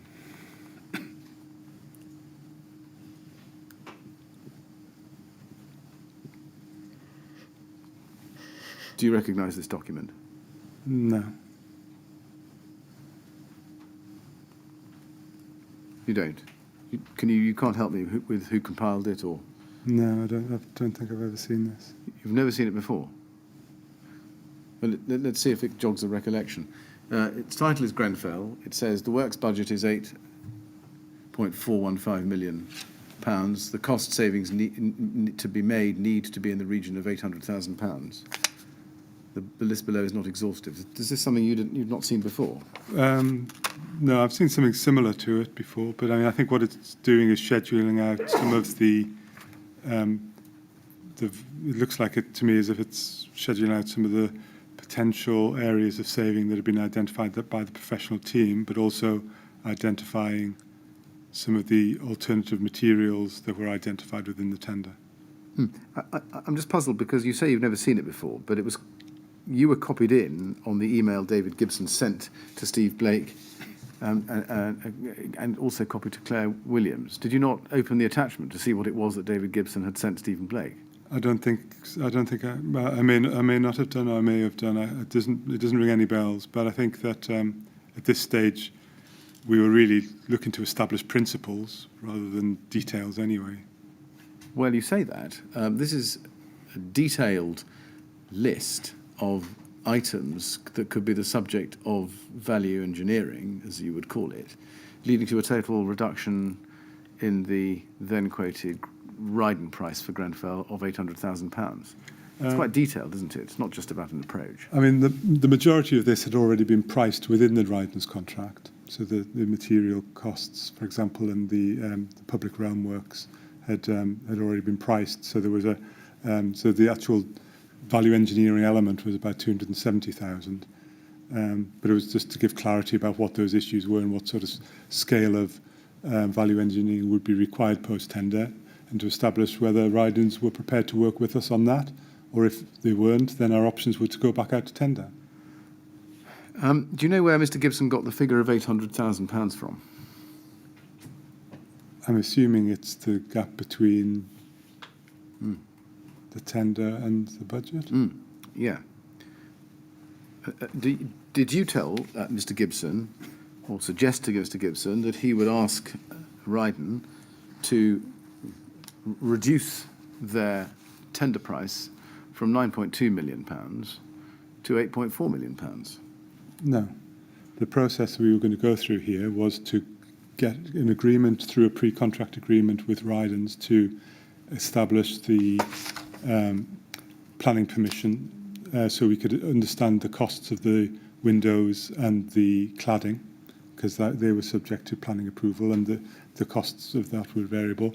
So, and at that stage, once we've established that, then the choice is we either enter into a contract at the value of the materials that have been approved, or we look at an alternative procurement route. So we need to establish those facts before we could enter into contract.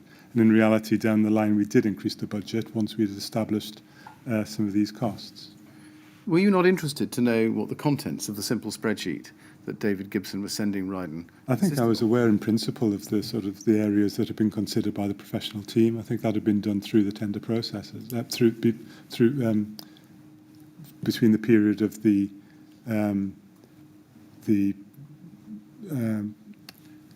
pre-contract, pre-tender estimate being issued by Atelier, and identifying that was significantly higher than the budget, the anticipated budget.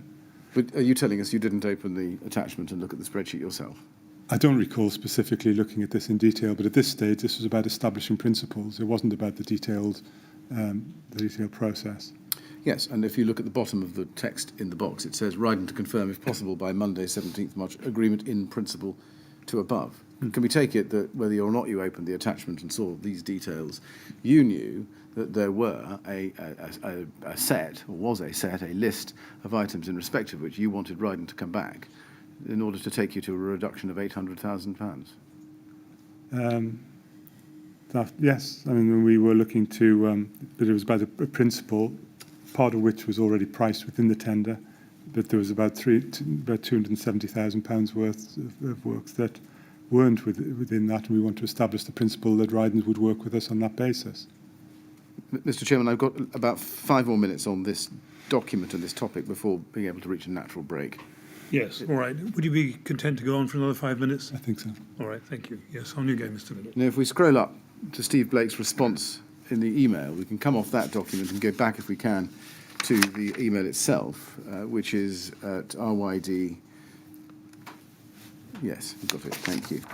If we could scroll up to Steve Blake's response on the 13th of March at page 1 on this, we can see that he comes back to David Gibson and copies Claire Williams and you, Mr. Maddison, and says, "Hi, David, understand what's required and see no reason why this can't be achieved. Your spreadsheet says a Tuesday PM meet rather than Monday PM as email, which would work perfectly. As requested, we will respond early Monday regarding opportunities for savings and timescales. Look forward to meeting you." Did you understand from that, when you received it, that Stephen Blake would be amenable, or was amenable, to entry into discussions about savings before even being formally notified that they were the winner of the tender. At the bottom of the spreadsheet, it was clear we were looking for agreement in principle at that stage. And this was about establishing the principles that could then be reported onto board in terms of the pre-contract agreement. That's really what we were focusing on. That's why this is myself and David and Claire working on this, and not Artelia, because this was about establishing these principles to agree the pre-contract works, because this was about getting the project moving through the board approval. Do you agree that the discussions that you were having through the spreadsheet that I've now shown you on the 12th and 13th of March were really very specific? They were about value engineering targets and specific figures, or at least specific items, which would lead to a specific figure by way of reduction. I think they were to give an illustrative sort of idea of what we were thinking, or what our professional team had thought of to date, but it was about establishing the principle of what we would do post-award. Well, it was more than that, wasn't it? Because if you look at the spreadsheet, it was more than just, well, can you come down to our budget, please? Let's talk about that. Would you be amenable to coming down to our budget? There was a list of specific items which were potential candidates for price reductions, including the cladding. And so the purpose of that, the professional team had put that together as their ideas of the areas where we may be able to reduce those costs. And really the idea of having this early conversation with Rydens was to give them the opportunity to say, well, actually, that's not feasible. Or, as they said, well, actually, we think we can work with this. If they said it's not feasible, then our only option left is to go back out to tender. Yes, really what I'm trying to get you to accept at this stage, Mr. Maddison, and we'll come to further detail shortly, or on Monday, but what I'm really just trying to see if you'll accept is whether, in fact, this wasn't simply a vague discussion about an approach in general, but actually a proposed detailed discussion about detailed items leading to around about a pretty precise figure of £800,000. It was, as I described it, it was as much detail as the professional team had been able to pull together. It was the ideas that we thought that the professional team thought could be delivered, and it was about establishing the principle that of whether or not Rydens thought that was feasible and that they could work with that. If they said no, we can't, the margin's too tight, then our option is to go out to tender. They were the only two options available to us at that stage through this procurement. Mr. Chairman, that's a natural enough break, I think. Well, I think it would be a good time to stop Yes. them. And, yes. Thank you. Well, Mr. Maddison, it's been a slightly longer day than we normally have, but we're going to stop at that point. I'm going to have to ask you to come back on Monday to deal with some more questions, if you would. And in the meantime, please remember not to talk to anyone about your evidence or anything to do with it, apart from the exception that I mentioned to you yesterday, while you're away from the hearing room. All right? Thank you. Thank you very much, and we'll see you again at 10 o'clock on Monday, please. Thank you.